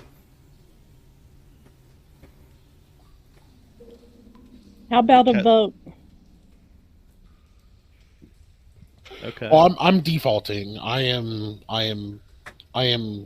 All somebody has to do is choose. We could cast silence and darkness and guarantee that we get by them without them seeing us. You're assuming that they can't detect through darkness. Yeah, Magical creatures. darkness. That's And the silence. thing is, what if they have like a sonar kind of sensor or whatever that doesn't rely on sight? Honestly, sonar would not work in silence, because sonar echolocation depends on noise, and if you can't put noise through something, echolocation will work. If that's what you're thinking, like bats typically use echolocation, of course. And That's if what I they mean. hunt- Like that's where using darkness might not work, but silence will work. And if we're worried about them smelling us, then they take some of the oil or something and rub on our skin Yeah. to cover the scent. Or we got probably Sturgis guano we could rub ourselves. Yeah, Or not just gonna do have that. silence and then just walk through, and if they do attack us, then we'll fight them. Because the thing is that as long as they don't latch onto us, they're low hit point. So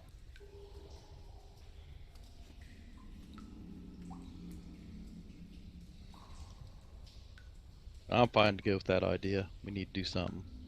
Yeah, that's fine with me too. Lynn casts silence hurriedly on herself. Okay. On her. So they don't wake up yet. Because I was gonna, if you guys took longer, I was gonna have to roll to see if they wake up. All right, Lynn, you cast silence. The group huddles around her silence. Let's start. Well, Lead you're the way. at this. Yeah, well, I guess you're leading the way because you're the one with silence. Yep, but I would say let's go in darkness, so the person who can see in the darkness can. That way, they don't have light. If I lead the way, I have to have light. Oh, yeah, okay. Just You want me Okay, to silence, grab on. silence and darkness. Okay. Yeah, do you want me to pop darkness? I think that would be good. Yeah, Lynn, I'll you're, come up behind. honestly, okay, you guys, so you guys with I'll move your tokens down here, so you guys, Thank you. yeah, because you guys are kind of confused here. Lynn, you are already stocked on inspiration. I give you another one. But you, with silence and darkness, you got, well, I mean, only Drake, you can see what's going on, but the other, you guys don't notice any problems. Drake leads them down here. Now, Drake, you look up, these creatures don't react. Okay. So you Right. look around this chamber that you guys are in, and of course, this is, you guys already been here previously. There are two exits out of this chamber, one to the northeast and one to the southeast. And then there's a third exit. You think it's an exit because you see the stream. The stream goes into the mountain, but there's like 6 inches of space between the top of the cavern and the stream, and you believe that you could wade through that. Yeah, I don't want to lead us both silent and blinded into wading through a river. So I'm just going to choose a direction, which is going to be to the northeast here. You guys came from the south east, so you already been there. But when you came back last time, you kind of nonchalantly walked without noticing the creatures above. Yeah, and I'm just going to keep an eye out for anything that might look dangerous, like if any of these rocks look like they're going to give way. Tripwires might be a good one. This looks like it's kind of an unfinished area, so... Yeah, most of this area looks natural, but you think you see there's something that seems to be, a constructed little wooden gate or something or another. It's hard to see from that angle. I need, Drake, only you roll a perception, nobody else, because you're all in darkness. Oh, do I also see any more of those creatures above our heads? There are no creatures that in was this room. nature. Never mind. You wanted... Perception. Yeah, all those creatures were clustered around that nest to the room to the west. Sorry, there's your perception. I got it. So you walk into this chamber. There's several passages that branch out of this chamber as well. This chamber has a high ceiling cavern, just like before, but when you look up, you don't see any evidence of any more of those sturges. You look north, and there is a carved square-mouthed tunnel. Looks like somebody has taken to a natural tunnel and carved it to make it a little bit wider. There is to your northeast, you see that there is a very crudely made wooden gate, as if somebody just kind of they just put up some logs and then they kind of put some vines through the logs to make the gate. It doesn't look like it's a very fancy job. It looks even more rough than what the orcs have been doing. And then there are a couple of other passages that lead away to the south. You sniff the air and you smell there's some sort of a musk in the air. It's an animal musk. Gray, actually, you know what? You may roll a nature, because you would possibly be able to identify this musk. Yeah, that's true. Because it's a smell, not a sight or a sound.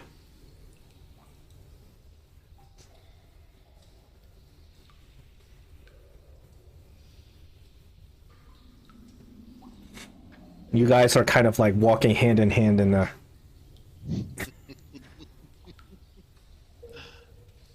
Yeah, we're... Oh, Gray, please roll a nature. Gray, you want me to? Yes, Gray, that would be you. You're the woodsman here. Oh, okay, I thought Yeah. you were waiting on. Okay, no problem. Gray, you identify that smell. It is bear musk. Bears will release this kind of musk when they are threatened. Guys, we might be in trouble. I think there's some bears in this cave. Yeah, You feel unfortunately, threatened? I can't hear you. Oh, that's right. There's silence. You can poke him. Okay, I use Morse code to tap it out on his hand. Do you guys speak any language that does not require hearing? No. No. So there are some. I guess there's like thieves. Well, even thieves can't require his vision. No, you can't. You can't really warn him. I'm sorry. Yeah, Thieves' Can is just like basically coded language. Yeah, but you have to be able to, it's like sign language, but you have to be able to see. So, But I think Lynn can sense the agitation of her, since she's holding hands. She can feel the movement of... Sure. Yeah. You so know, drop silence. you know there's something... Oh, you drop silence. Okay. We're far enough, I hope, from the surface, from where they were. Okay, so Lynn drops her silence, and you guys can hear each other now. I whisper that there may be some bears that are agitated in this. Well, I will proceed very cautiously then. We should just go around the areas of the bears then and try to avoid them. You can't tell which direction this musky scent is coming from. It permeates the area. I'm going to go north here. I'm just going to kind of lead us all north. You What go- about go the listen, area I go with the listen to this gate? door Oh, of course, I don't know first where the- before we go on. You go north and you look around, and it's a very smoothly carved rocky chasm. There are some areas of rubble, but the rest of it seems to be well carved and smooth. And there, the tunnel kind of actually continues into darkness. There are some torch sconces on this tunnel, which means that somebody is carving out, not only carving out this tunnel, but leaving up light sources. But there's no lit torches or anything on in it. The tunnel continues forward as far as you can see.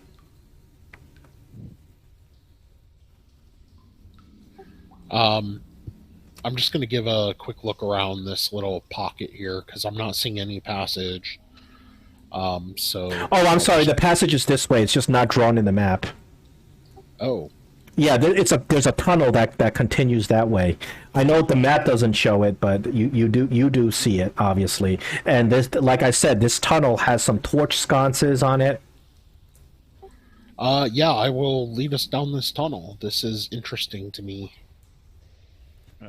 How far will you lead down a tunnel? Because the tunnel just continues. It goes on for like over. How far are you going to go before you kind of slow down, or are you just going to go all the way until the end of it? Well, after 10 minutes, we won't be in darkness anymore. You will continue. You continue to be in darkness after 10 minutes, because it's just, even if you drop your darkness spell, it's just darkness. It's just a dark tunnel. Lynn has light on her shield though, so after my darkness drops, we'll have light from her shield.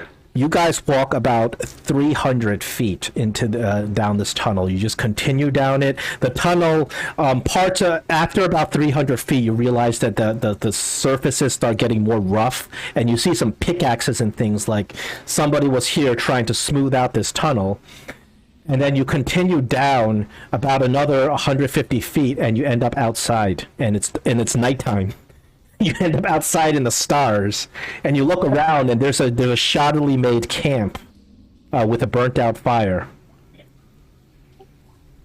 And you guys take this. This takes you guys hours, obviously, if you continue to go. Yeah. Gray, you're the outdoorsy one. Can you tell where we are? Can I tell where we are? You look up at the stars, and you're able to kind of realize that you are in the north end of the Stone Tooth Mountain. You look around, and you realize that you've come out the north end of the mountain. This is yet another entrance into the mountain. Yeah, so we kind of passed this way when we was going around the mountain earlier. Then you guys may have passed this way, but you guys did not find this entrance previously. But at least we know how to get around the Sturges if we're coming back, if we need there you a way out. go. Yeah. Good idea. It's a good idea. The other thing is, too, though, is if the Sturges know about this, they might leave this way to go hunt at night. Well, we could take them on a few at a time. I'll give you this. You don't see any Sturge droppings in this tunnel, so you think it's unlikely that the Sturges are coming, because wherever the Sturges go, there's a lot of evidence in terms of droppings and grossness. Makes sense. Does it look like any of this mining has been recent? Yeah, it looks fairly recent. You look at the floor, and Gray, you recognize that the orcs have been mining here. These are orc footprints. Okay. Unfortunately, there are no more orcs left to tell the tale. What happened to them? I don't know. You tell me. A group of partying adventurers, or an adventuring party, must have came in and just killed them all. It's an adventurer pandemic. I thought orcs only looted. I didn't realize orcs actually did work. So is there anything, can we explore the camp real quick and see if there's anything worth looking at or taking, or... The camp has been cleaned up. It appears that there was an orc raiding party that stops here. This is probably one of the spots where the orcs stop. But the orcs pretty much clean up whatever's of value once they leave. Well, I think we go back in then. Can you tell when someone was last here? A couple of days ago, possibly. You think?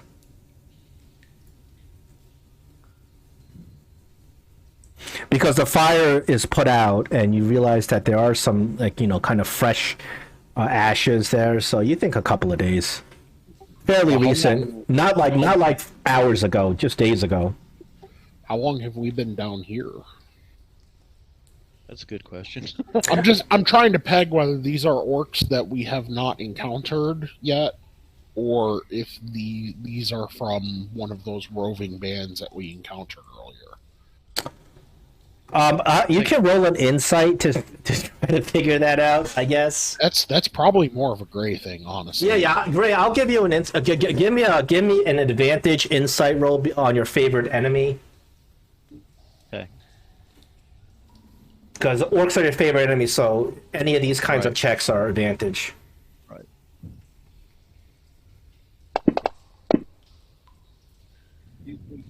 All right, Gray. You remember that there was an orc band that you guys took down. The orc band was kind of leaving from some bushes and some area, and you guys killed the orcs, and then you tried to retrace where the orcs came from because you realized the orcs came from. Yeah, there was that orc band. You think that those were the orcs that were here? They're dead. You guys have made short work of them. I let Drake know that. I just want to make sure we're not going to have any surprises. No, I think that's a very good thinking. You don't know. Yeah. You don't want to be. I'm sorry. You don't want to be ambushed. I mean, I know we took out a lot of their patrols, but we don't. Yeah, we don't necessarily know how many of them there are. So, all right. Well, I guess if nobody has objections, then what? This wood door? Yeah, I think we go listen to that wooden door. Well, and, see if hold we can on. do anything. I need. So when you guys come back to this tunnel, once again, it's going to take another couple of hours. It might actually even be, Actually, no. You guys recently took a long rest, so you're not going to get tired. But it's you're crawling through like mud and tunnel and things like that. So as you guys come back, on your way back, what's your marching order? I would probably be in the lead. I'd probably come up behind since I have dark vision. Okay. Actually, And then I'm assuming Greg and is it Lynn and Greg or Greg and Lynn? Greg and Lynn in the middle. Oh, I don't know what order they're in. Okay, I'll put Lynn here. I'm Gregory sorry. and Lynn should be in. I'm sorry. Yeah, I'll put her here because we're out of space. As you come back, I will let both Drake and Gray roll a perception. You two are in front. Advantage or not? Not advantage. Actually, it should be.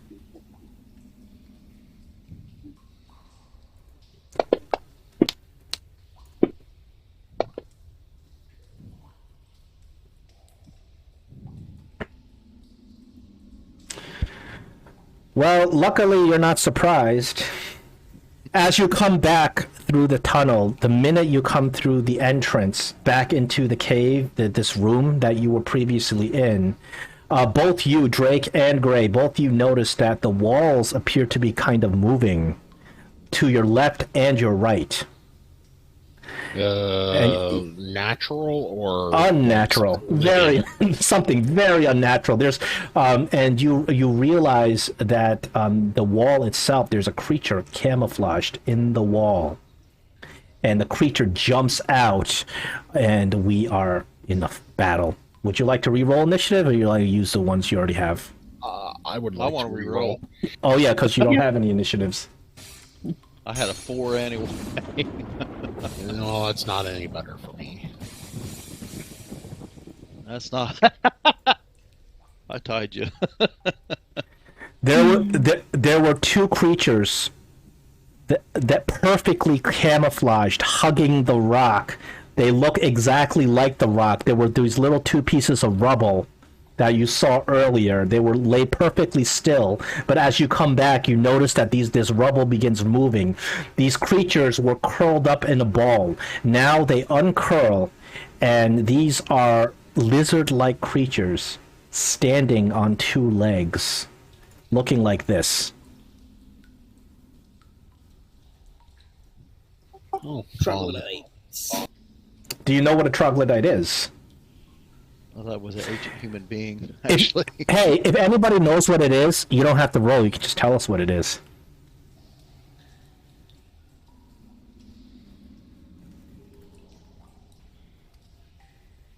Well, it's a little unfair because it's in the title of the picture. Yes. So if nobody knows what it is, if anybody would like to know, you can roll to get some info on this creature before you fight it. And there's a brown bear too. Yeah, can I roll? Well, yeah, you guys, the brown bear is in the initiative tracker. You guys obviously, well, you already have an idea that there's a bear in this cavern because you smelled it before, but you don't know where it is, and you don't see it right now. So should we roll nature or what? This is a monster. This would be more like a it would be definitely intelligence based. I don't think it's a nature check. I think that we're gonna have to do a history check. Okay. So a regular history check? Yeah. Unless somebody already knows off the top of their head, then you can just tell us. I can roll the history check.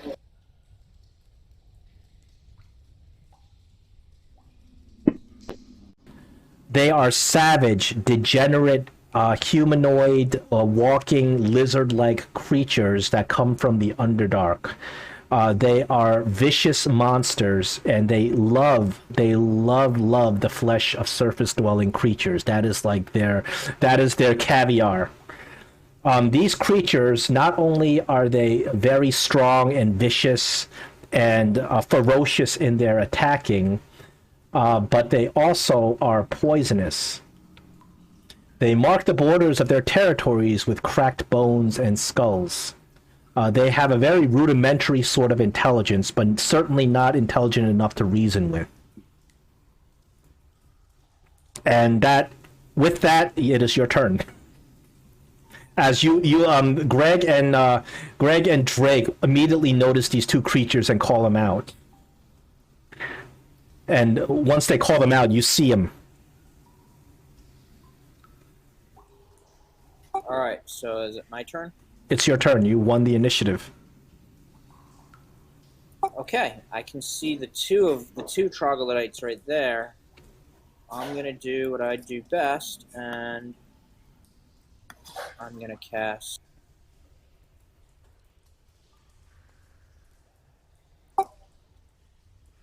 magic missile. So the first two is gonna hit. I'm just You got one two for of them both. active right now. Yeah, I'm just the first two is gonna do that.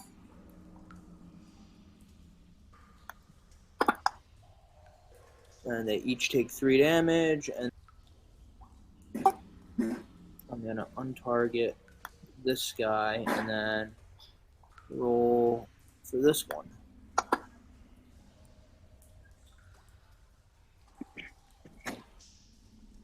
And then I'm gonna end my turn. Somewhere to the east, you hear a roar. Gray, you know that's a bear. There's a bear somewhere in there, and it's agitated and startled. Gray, as you prepare to fight these troglodytes, they each open their mouths, and this disgusting green stench starts seeping out of it. This is the beginning of your turn, Gray. I need you to roll 2 Constitution saving throws, because you start within 5 feet of each of these troglodytes. Okay, so to do that, you go to Yeah, open up your character sheet, go to Con, and it's a saving throw. I need 2 of them. Okay.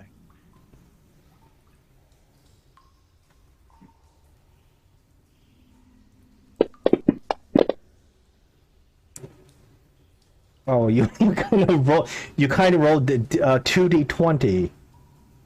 Well, I did it on. I used the con. Let me do it again then. No, I'm going to take them both. One of them, the 15 plus 1, that's a success. The 10 plus 1 is a failure. Gray, you feel your stomach begin churning, and you start getting dizzy. You realize that you are poisoned. Okay. I'm going to apply a poison effect to you. You feel extremely sick and you feel like you're about to hurl. What does poison do? Poison gives you disadvantage on your attack, your abilities checks.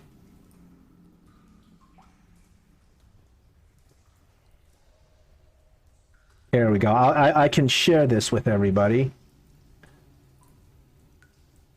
So you go. It is the standard poison description. Disadvantage on attacks and ability checks. Okay. Ooh, okay, that's a little nasty.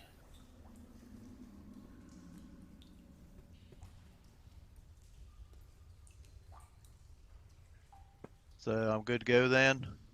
Yes, your turn. Oh, okay. Which one of these troglodytes attacked me with the... They didn't. They Yeah. both opened their mouths and the stench came out. You were able to resist one of them, but two of them together was too much. Okay, well, I'll use my hunter's mark on troglodyte number 2. Where you at? Okay. And use my swords to attack him since it's close range. You attack at disadvantage. Unfortunately, you feel so sick. You're about to hurl, and it's really hard for you to get a hit off of this thing. Said I hit. Oh, you hit it? That's what it says. Did you attack at disadvantage? Well, it didn't do it automatically. No, it does say that it dropped it. Okay, then you hit it. Okay. It's the picture of the die is red, like he rolled with disadvantage. Well, if you've got the poison condition on him, it should roll at disadvantage. Yeah, it should have automatically. You're right. It automatically rolled with disadvantage. So, despite how sick and disgusted you are, you do manage to strike true with your +1 rapier, All right. and that takes it down. Wow. I guess I don't have to use my swarm then. Your So I swarm. take that what you get for poisoning me. Once again, your swarm gets unhappy. Yeah, they're getting unhappy, so I really can't do anything else, so I will pass my turn. We need a dwarf. Yeah, they aren't affected by poisons. All right, and I imagine you need a save for me as well. Yes, you start your turn. At the beginning of your turn, you need a con save. That sucks. Oh boy. Okay, that's gonna maybe affect what I do. Let me look here. Hold on. Let me apply their stench. So it'll automatically do that thing. There we go.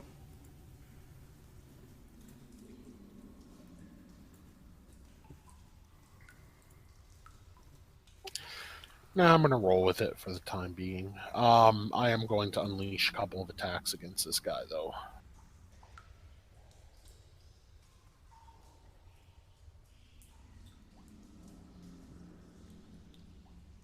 Oh, that first one misses. Second one misses. Oh. You feel your lunge coming up. Yeah, I'm gonna move away from him. Is it? Oh, you're moving with mobility. Yeah, because I attacked him, so regardless of whether or not I hit, he gets no opportunity attack. Okay. As you move over there, you notice the third one right over there to your right. Yeah, I think that was my 30 feet, right? 5, 10, 15, 20, 25. Oh, I can move one more square. 30 right there, and that'll be it. The third one doesn't attack you, but he moves over this way, over to this gate. He looks at you, licks his lips, and then unlatches the gate. And the gate swings open, and right behind the gate you see a big, nasty, angry bear. Oh boy. This troglodyte is going to move right into the middle of you guys, opens his mouth and tries to lay off his stench at you.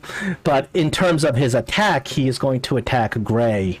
You're the one who killed the other troglodyte. The troglodyte, you realize that these creatures are not just ferocious, but they have a lot of attacks. Troglodytes have 3 attacks. 1 bite and 2 claws. Alright, claw number 1. That's a hit.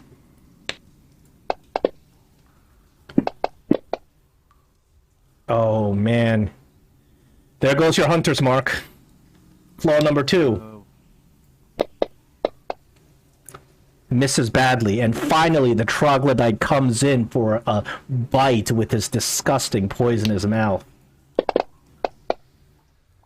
Oh, God. I'm so sorry, man. It is what it is. He bites and latches onto your arm. It stings. Alright. Lynn. Okay, so you need a con save from me? Is that Yes. Beginning of your turn, if you're next to one of these disgusting things, it's a con save. right? Is that in the tower? Oh, would you like me to auto roll it for you? No, I can do it. Just, Oh, yeah, it's a con save DC 12. You don't roll saves in a tower because the effect is obvious. You're good. You resist this disgusting thing's horrible poisonous breath. Okay.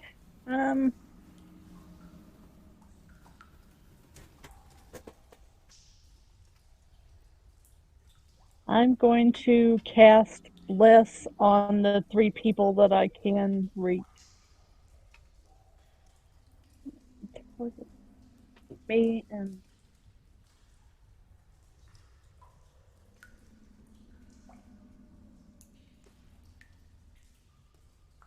Oh, that bless will really help with those saves. Yes, it will. then target them and put the effect on concentration on myself.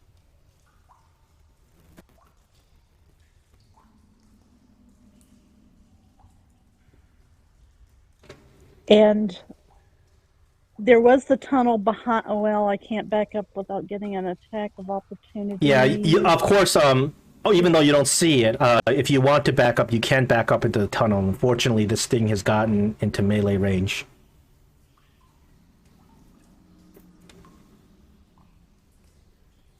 I'll stay where I am. Would it get all 3 of its attacks on a attack of opportunity? No, attack of opportunities is always only 1 attack, 1 melee attack. Okay. So if the creature doesn't even have a melee weapon, they can't really do it. They can punch you, I guess. Okay, Greg, you're up, and you need a con save. Would you like me to roll it automatically, or would you like to roll it yourself? I can roll the Constitution saving throw. Magic number is 12. Now, so the Constitution saving throw. Now, Lynn said something about bless. The bless should go off automatically. All right, so I'll just roll the save and it'll automatically apply the bless bonus. All right. Oh no! Wow. Oh, I'm afraid you, Greg, are poisoned. As you feel this disgusting stench just enter your nostrils, it smells a mixture between feces and vomit and dead flesh. My goodness. It is quite possibly the worst thing you've ever smelled. I'm just like, bleh, trying not to vomit. And after being in Ulfe's bedroom, then that's saying. Yeah, this is even worse than Ulfe's stuff. Ulfe's stuff was visually disgusting. This is just like a visceral disgusting.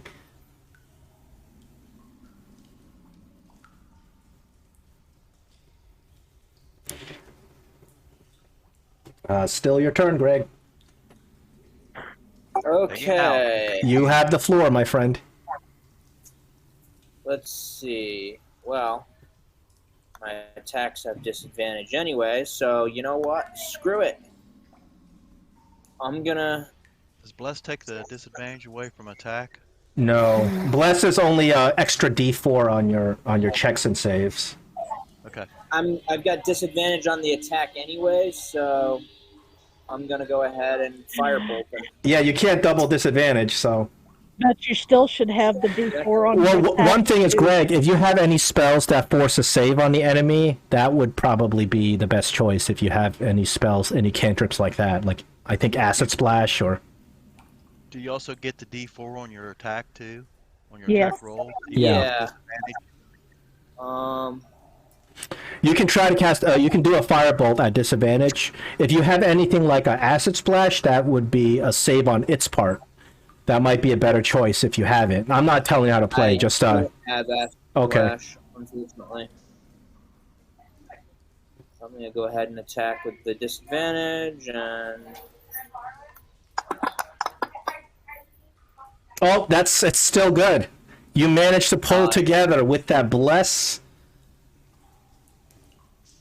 Alright, and a 26 to hit. My goodness. Kicking butt. Alright. Not much damage, but it's a start. And then I guess...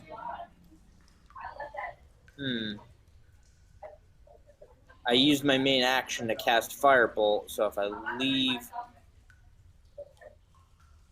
If I use my move... You know what? I'll just end my turn. All right.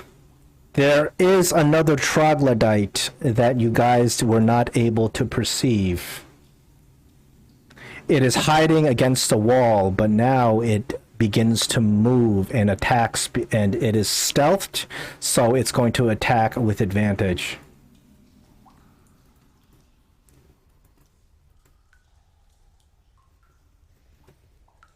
Drake, coming at you. Greg or Gray? Drake. Oh, okay.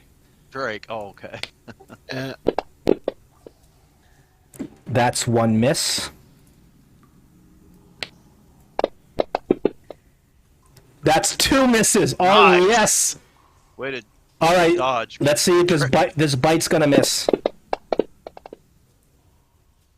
Ooh. Yes! Three misses. Listen, I actually clicked disadvantage on that one. Oh, I can't see whether you did it with advantage. Yeah, you or see, it disadvantage. dropped to 16, so I must have clicked disadvantage on that one. I'm sorry. I'm gonna have to give you the bite. All right. A little tinkle. I think it just barely eats into my... Yeah. Oh, shit. I didn't cast my false life again. That's okay. But this bear is real pissed off. Boom. Boom. Boom. Bear. There's good news and bad news. The good news is the bear only gets 2 attacks instead of 3. The bad news is if these attacks hit, they hit hard. I'll see what I can do about that. Alrighty, let's see what the bear does. The bear swipes at you with one of its claws, and it misses. Then the bear leans in and tries to bite your neck. Ouch. Oh, shit. Yeah, I can't do much about that, but he can eat a hellish rebuke in response. The agitated bear takes a chunk out of your neck. Well, he's still going to take half a 3d10. As you burn the hell out of it. Now the battle's on. There's the troglodyte, and then there's this huge bear. You're out there fending them off by yourself. Gray. Well, I'm going to try to take this troglodyte down and maybe give my buddies a chance to help Drake out a little bit. So I'll recast the Hunter's Mark, which I think, is it still on me or did it go off? Let's see. Nope, I need to put it back on me. So that'll be an actual spell slot that. Oh, Gray, you need to roll a con save. Oh, you may do that first. Yeah. Well, you don't have to do it first, just before you take any actions. So just pick up the dice on the con and just cat and roll. Or if you want, I can do it automatically. Well, why don't you do that? Okay. I will roll your con save for you. Oh, boy. You remain poisoned. Okay. Alright, so I'm putting the hunter's mark on the troglodyte number 1. And, shoot, I think I did that wrong. Okay, we'll see what happens. And I'll go ahead and take a swing at him with my rapier number 1. That's good. No matter how sick you are driven to destroy this thing. Yeah, we need to help our buddy Drake there, so I'll try to do my little stabby. Should add +6 to the hunter's mark. Now, once it's dead, I'm going to take off its poison because... Dead? Yeah, you killed it. Now, once it's dead, I'm taking off your poison, actually, because you knock it down, its mouth hits the floor, and it's no longer poisoning you. So I will actually remove your poison, and anybody else is poisoned by it, I'll remove it. Okay, so I'm going to just That's cool. over 1 to get out of everybody's way and be satisfied with my turn. And tell my bees to hold on. I'll use them here in a minute. They can Drake, beginning of the turn, you do need to roll a Constitution for this thing's poison. See if it continues. You saved the hell out of that You saved the hell out of that poison. Yep. So question. I was looking through my inventory, and I have an unidentified potion. And coming into this adventure, I did... the only potion I had was a healing potion. So at some point, I picked this thing up. I don't know what it is. It's not identified. The only potion I see in your inventory, from my perspective, is a potion of healing. No, there's it a is second one. identified. There's a second one just above it. Oh, it just says potion. I don't know what the hell this is. It just says a vial. Oh, this is This is also it's also a potion of healing. It's also a potion of Oh. healing. There you go. darn. Oh, I was hoping it was something else, but that's okay. Potion of bear killing. Yeah, or I don't know. We had that fire breathing potion from the previous dungeon, so unfortunately we got rid of that. All right, I'm gonna. I hate these troglodytes. So my main hand is going after the troglodyte. My offhand is going after the brown bear.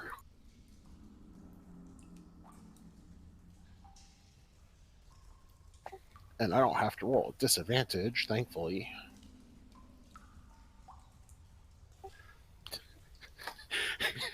Every damage roll I do is min damage. Wow. Hey. Wow, that's crazy. At some point, you run out of bad. You use up all your bad luck, and you're gonna roll crits. Well, my offhand's going against the bear. Bear's not hard to hit. Oh my goodness! Oh my gosh! What? That's like the fourth one on a D6. I know, it's unreal. Just barely recovering from all your poison. Crazy. You strike out against your enemies, but they just barely nicking them. Yeah, I'm gonna retreat to safety here. 15, 20, 25, 30. All right.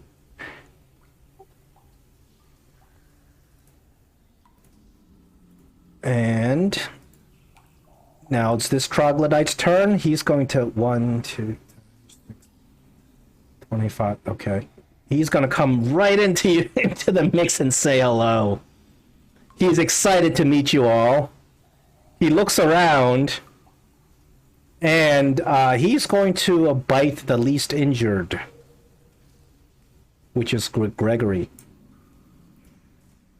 Actually, no, he's got 3 attacks. So first, he's going to bite Gregory, or try to bite Gregory. And he misses. He's going to try to claw Drake.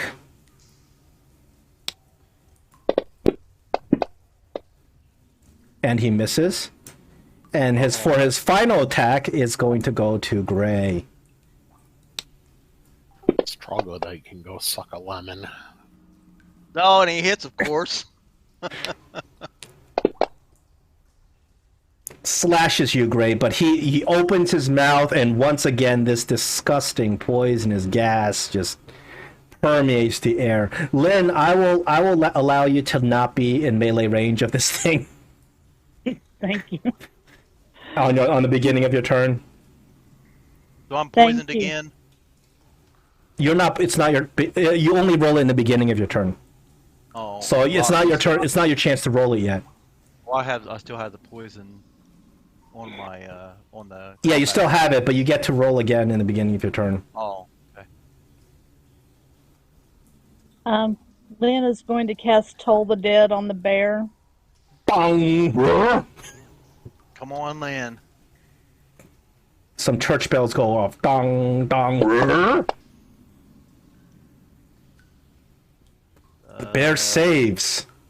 How did the bear save with wisdom? I don't know, but the bear saved. Why did I roll it twice? You see the Maybe bear. it's actually a druid disguised as a bear. It could be. You see the bear spins around in the circle. Dong. You saved against yourself is why. Oh, okay. I think you had yourself and the bear target. Well, the bear also saved. The bear Okay. also, yeah, both you targeted yourself by mistake, but the bear also saves. Okay. And All right, Greg, finish That's all off I this can do. trog. Are you going to move into melee range of the troglodyte? I'm guessing no. no. Okay, so you want me to roll a Constitution saving throw? Yep. To save out of this poison. So just a raw save, no Uh, bonuses. you have bless. I do. Yeah, you have bless on you. So, would you like me to roll it for you automatically? I could do that. I'll roll it. Let's see what happens. Let's see. DC 12 is the magic number. You're good. You are able to That's stave sweet. off this disgusting poison. Okay. And now I'm in melee range of him. You know what? Screw it. I'm gonna try something I don't usually do. I'll bop him on the head with my quarterstaff.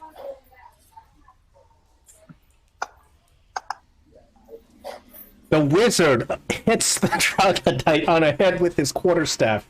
That's, I think, the coolest moment of the night. Plonk. Now that's weird because it didn't show up as an attack. That's weird. Huh. It did. It says attack melee quarterstaff effects 1d4. Yeah, I see it as an attack. Which is +4, which is more than enough to hit this thing. Yeah, so go ahead and click your damage Alright. through. Damage.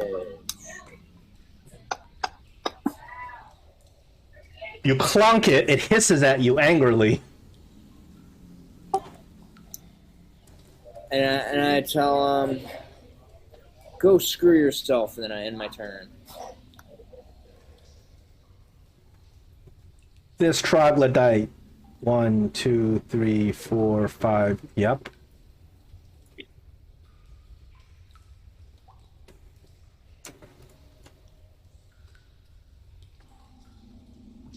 You ready, Gray? No. First attack. He drives his claws into you. Second attack, driving his second other claws into you. Oof. Third attack, he tries to bite your neck. Oh my goodness. Yeah. I'm so Unreal. sorry, man. Gray, are you still up? Just barely. What, 1 hit point? Well, it says I'm dying. Yeah, no, it says you're dying. No, you're down. Uh-oh. Bear rushes in, but the bear has to squeeze in order to get into this space because the bear is too big. So the bear squeezes. So I'm going to put a squeeze on this bear, which is going to be at least, some solace.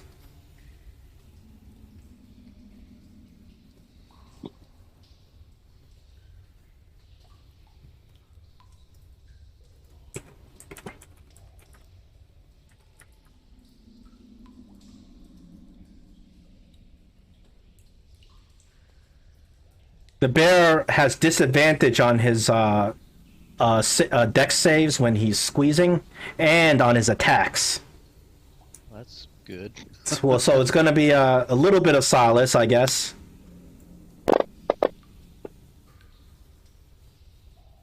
Ooh. The bear does me no good. I'll hit him with another hellish rebuke though. He And gets I'll you. see it for my spells. He gets you with a bite. You can rebuke him now. Yeah. Oh well, he still eats half damage. That's Ooh, that burns him bad. He's got one more attack. Yep.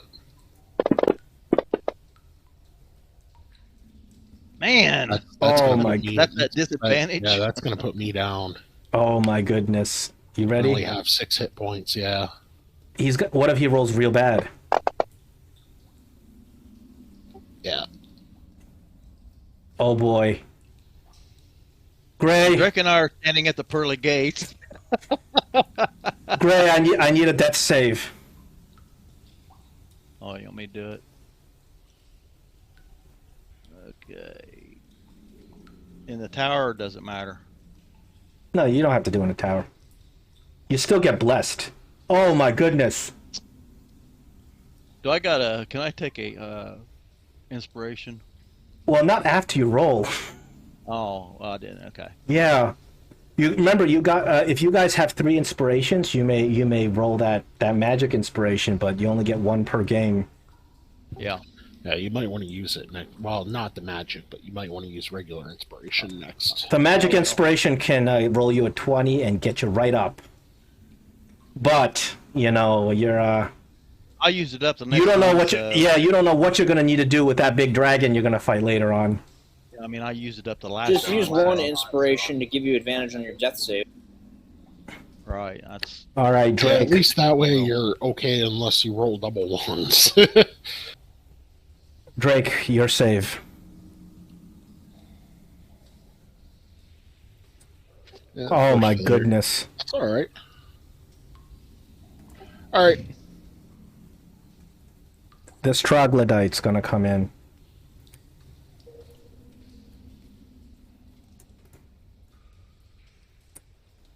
Two attacks on Lynn, 1 attack on Gregory. Actually, yeah, there we go. Attempts a claw. Misses. Oh my goodness. Whew. All right. I'm getting concerned about you guys here. This isn't anything. I would be concerned if I wasn't dead or dying. Oh my God, Lynn, your bless goes down too, Yep. and I got to give 1 more attack to Greg. Oh jeez. Yeah, that's too much for she. Yeah, but you barely been touched.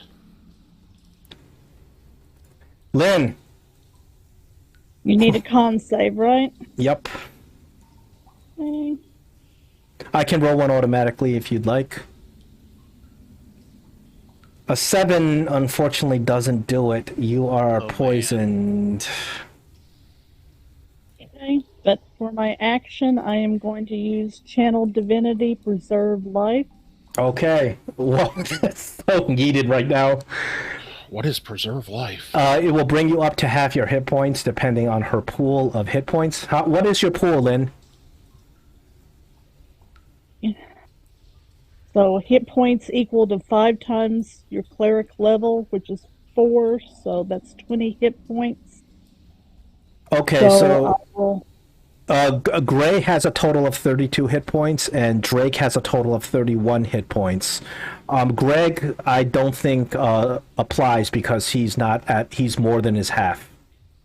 Let me see. You don't qualify. So Drake and Gray both qualify. If you give them it to Drake and Gray. If you give you can give each of them up to you can give Gray 16 hit points, and you can give Drake up to 15. I believe I get to do, since I can divide them to my choice. I'm just telling you your options. I'll give each of them 10. Okay. Excellent. Feeling a little better. Yeah, that helps. Excellent. You guys are conscious once again as the power of Saloon infuses into your bones and your bodies, and you feel yourself getting stronger. You're still on the ground, but you're feeling better. Anything else on your turn, Lynn? That was so helpful. They really needed that. I was trying to see if I had anything I can do as a bonus action, but I don't. No, no, you can still cast a spell, right? Because you still are able to cast a bonus action spell, because Channel Divinity is not really a spell. So if you wanted to cast like Spiritual Weapon, I think you can still do it. Is that? Let me just make sure I can. That is a bonus action, so heck yeah, I'm going to cast it. Yeah. I'm going to put it. Let's see, Yeah. right here. Say I didn't tell you that. Saloon told you that. Right in the middle. And you can attack. Who would you like to attack? I will attack. Whoops! I will apparently try to drag the whole character sheet over. I'm gonna. What is that troglodyte? I think I'm trying to aim for the troglodyte right between everybody there. Oh, Missed. no, you roll disadvantage, but your spiritual weapon should not be doing that. So, it dropped an 11. 11 plus 5 would hit the troglodyte. The problem is, I don't know, did it roll the 11 first or not? Do you want me to try to just re-roll and just Hold roll? on. No, I think there's a way to figure this out. Yeah, I don't think there is there? I'm looking for a way. I don't want you to re-roll because you legitimately would have hit the troglodyte if you rolled an 11, and then you re-roll and miss, and it's not fair. Oh, this is the problem, is because you rolled the attack and you had the poison, but the spiritual weapon obviously can't be poisoned. Go ahead and roll the damage on troglodyte.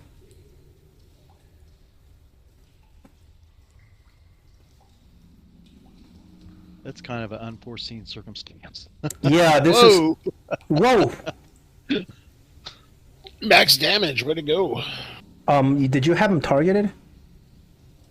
No, because I couldn't. I think I couldn't. There's so many people in there that was why I was having so much problem trying to get it on the right one. You should be able to drag it. Well, onto him. I got some good news for you. You killed it with your spiritual weapon.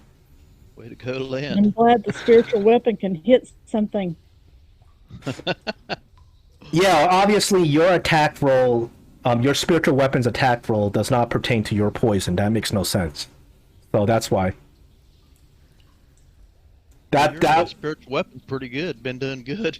Oh, that is one of the favorites. It's like it's up there with Fireball in terms of D&D. Anything else on your turn, Lynn? That was fantastic. You not only did you offering to Saloon. back. Greg, you do not need to roll any saves right now. You're good.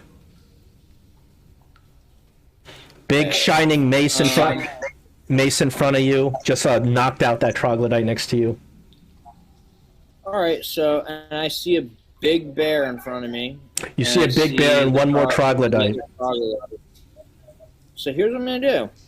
I am going to, and they look pretty badly damaged, so what I'm going to do is I'm going to first target the bear. Magic missile. You realize that this bear is huge and can take a lot of abuse. All right, well, let's see what he does from the magic missile. Woof! And that's 4. You smack it in the face, but it continues to look at you menacingly. And then I cast another at the troglodyte. That severely damages the troglodyte, but it's still alive. And then the last one I'll hit the bear with. You managed to piss the bear off a lot. It's going to come after you next turn. I just got you back up. Well, this is Greg. Yeah. Yeah, it was Greg. Oh, Greg, you may move up to 30 feet backwards, obviously. Obviously, the map ends here, but we can just say you're 30 feet back. All right, I'll go back from there as far as I can go. Am I going into darkness or no? You can still see what's in front of you. All right, I'll do that, and then I'll end my turn. Troglodyte number 4 does not know, Gray and Drake, that you are even up because you guys have just been healed. He's going to run in and try to attack Lynn.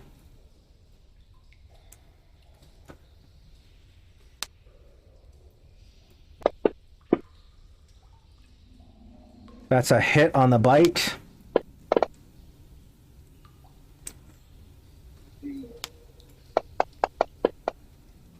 That's a bad miss on the claw. That's good.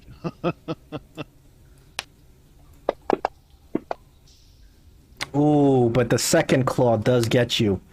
I don't know why these enemies are rolling this well this game. They never rolled this well in the past. The brown bear is still squeezing, so it cannot, it's still going to have the downsides of squeezing. The brown bear is furious and will come after you. Does it have the speed? It's got 40 feet of speed. So, despite the fact that you ran back, Greg, the brown bear chases you back there, but it's still squeezed. Lynn, you may opportunity attack him as you... Actually, you know what? All of you may opportunity attack him, even though you're on the ground prone. I don't see why you can't try to swipe at the bear's feet. I'll give everybody opportunity attack if you want to take it on the bear. He's going to run after Greg. I will take it. I'm going to let it go. That was nice. Yes. I think somebody killed it. Yay! Oh wow! I was really ticked off at him for killing me.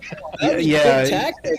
You drive your rapier right into this bear's stomach, and it bleeds out and falls down dead as it's trying to chase Gregory. That was a mistake, Mr. Yogi Bear. All right, Gray. Roll me a Constitution save. Again, this troglodyte's still there, even though you're not. Right. And I'm just feeling the vibrations of the bear dropping to the ground. Oh, you can see, Greg. Even though you're in darkness, you can see what's in front of you. Oh, Gray. No, I'm just fascinated with the vibrations of the ground from big things falling to the ground. Gray's poisoned again. That's unfortunate. I mean, you did also, it's my turn. Yeah, you did an insane kill on this bear while prone. So. Okay, well, I might as well try my luck at the troglodyte, so I will place the hunter's mark on him. Probably not necessary, because if I hit him, he's probably going to go down anyway, but... Yeah, he looks like he's pretty badly injured at this point, but...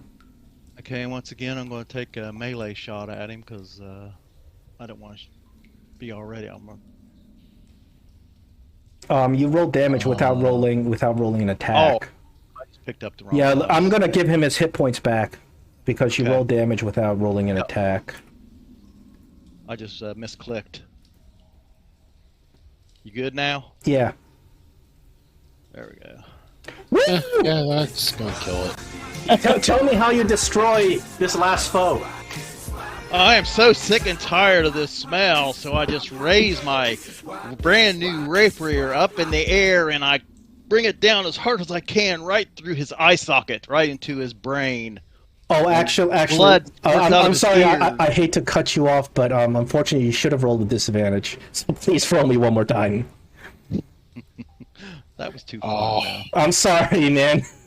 Well, I mean, the poison Yeah. thing's on there, so it should have. No, it didn't do it automatically for whatever reason. Okay, so. Just roll it one more time.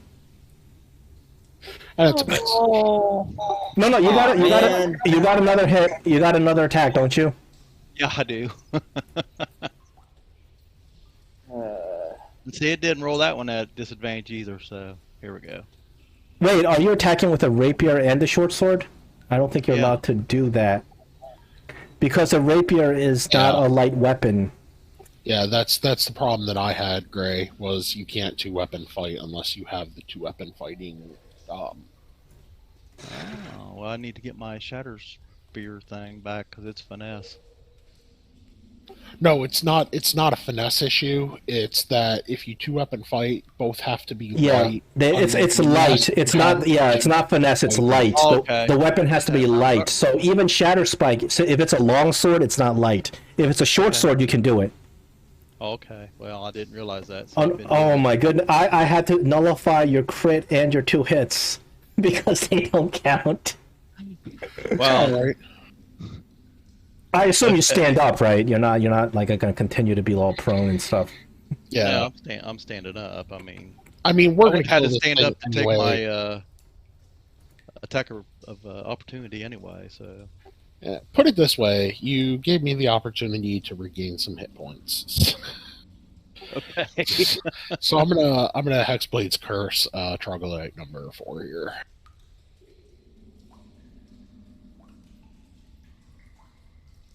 And yeah, well, he's double. So and then I'm going to go ahead and slash into him and hopefully kill him.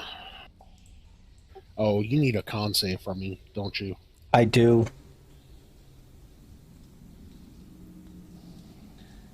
You're good. Oh. You're good. Having smelled this thing so much, you finally are able to just not breathe it. Yeah, that nat 20 was good for something. Oh, it rolled with advantage for some reason. Why is that? Oh, you have unconscious on him. Oh, that's right, because... Oh, my goodness. Because it the would've one been- it dropped would have missed. It would have been a 12. I don't know. Well, that's the thing. I can't tell what it would have been. Let's just take it. I'm fine with it. You guys are gonna. You guys have survived this. You're not. I don't see this going the other way at this point. I'll just take the. Just go ahead and roll the damage. Yeah, because Lynn's up next with the spiritual Exactly. weapon, and then worst case, Gregory just magic missiles it to death. Okay, well, that's Oh, that at least, yeah, that at least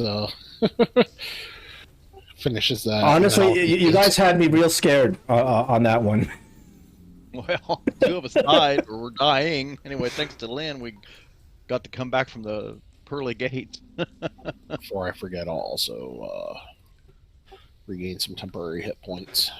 Yeah, Lynn, that you really that was an MVP move there, bringing both of them back because Yeah, in one shot. Short rest would be nice, though. Saloon is not done with you yet. No, she's not. Yeah, well, life clerics kick ass, man. Oh yeah, they do. How about the room where the bear was for some All rest right. and healing? Well, you guys, Yeah. in the aftermath of this horrific battle, you kind of look around you, and there's several passages that branch away from the large central area that you guys were fighting. There's a high ceiling cavern. You think the ceiling is upwards of 50 feet. You guys, there's that rough-hewn gate. You see, it was kind of shoddily made, and you think that probably the troglodytes are what made that thing. There's a couple of other ways that lead out to the south. We're gonna rest. Let's rest in where we can close the gate just in case the sturges are on the move while we're resting. So you walk in, and this is where the bear had made its den. You see that there are some offerings on the ground, and it's apparent that the troglodytes have been feeding this bear and also keeping it locked up. You're not sure why the troglodytes have been doing this, but maybe you just found out because that bear was really pissed off and came out and attacked you. You may roll. Oh, actually, no, the bear's dead. I'm sorry. There's nothing to roll. Oh, it's a bear's den. There's nothing of value in here.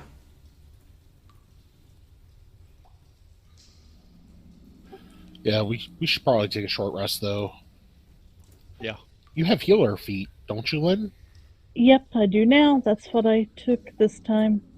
So. Yeah, that would be an awesome thing to use right now. That way you don't gotta burn spell slots. Yep.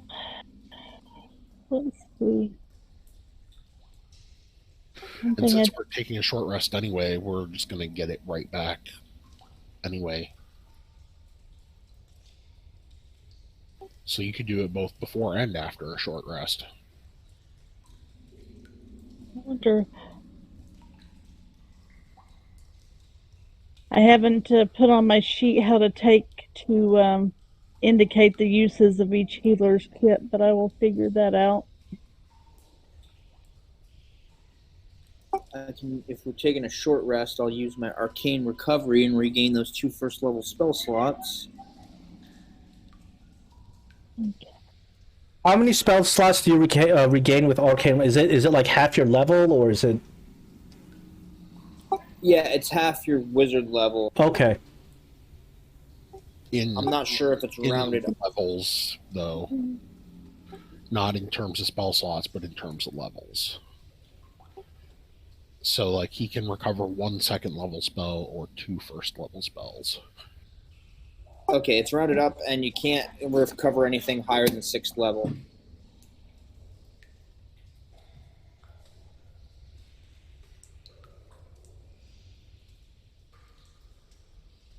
I'm gonna roll some hit dice, I guess. Are we on a short rest now? Yes, you may roll. I will just use a combat tracker to give you a short rest. You should probably let her do the healing thing first on you. Okay. 7 points of healing back to Gray for 1 use.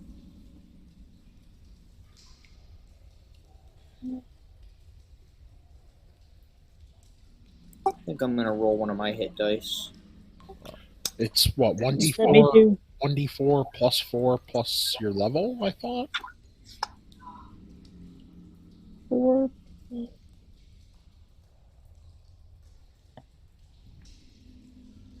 10 points back to Drake.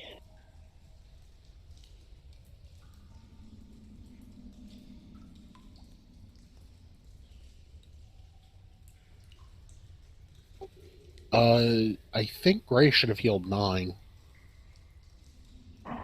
It's 1d6 plus 4 plus their additional hit points equal to the creature's maximum number of hit. Oh, actually, he should have taken more than that.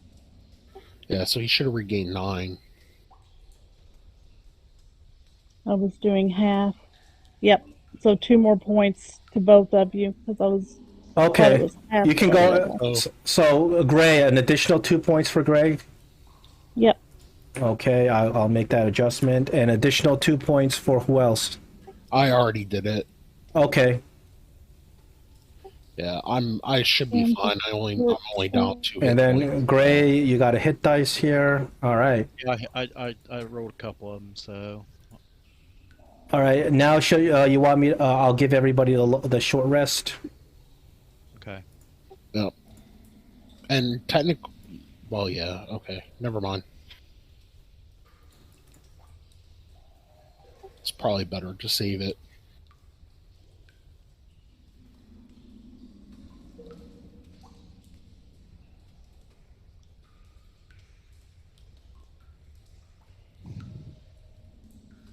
had more problems with that when we did with the ogre. When we did with the ogre and the huge dogs and the orcs. Yeah, I know, man. If I keep rolling ones on these damage rolls, I swear I'm going to take that savage attacker feat just to cancel out some of those ones. Well, there's was also crazy. yeah, there's a matter of luck and a matter of how you roll and a matter of what the strategy of these monsters are. Yeah. Those monsters, you were not able to see them. You were very lucky when you left the cave. They didn't surprise you because you had a darkness and they couldn't see you and they weren't going to attack. So you had a darkness on you at that point. So you're lucky they didn't get a surprise round on you. But when you came back, unfortunately, they attacked. You were able to spot them, actually, 2 of them, not the 3rd one.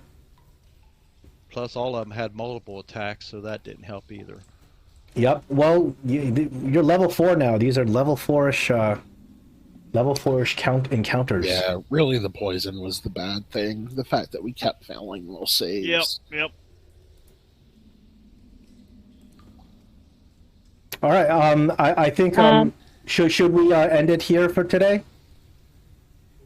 It's almost I 10. think so.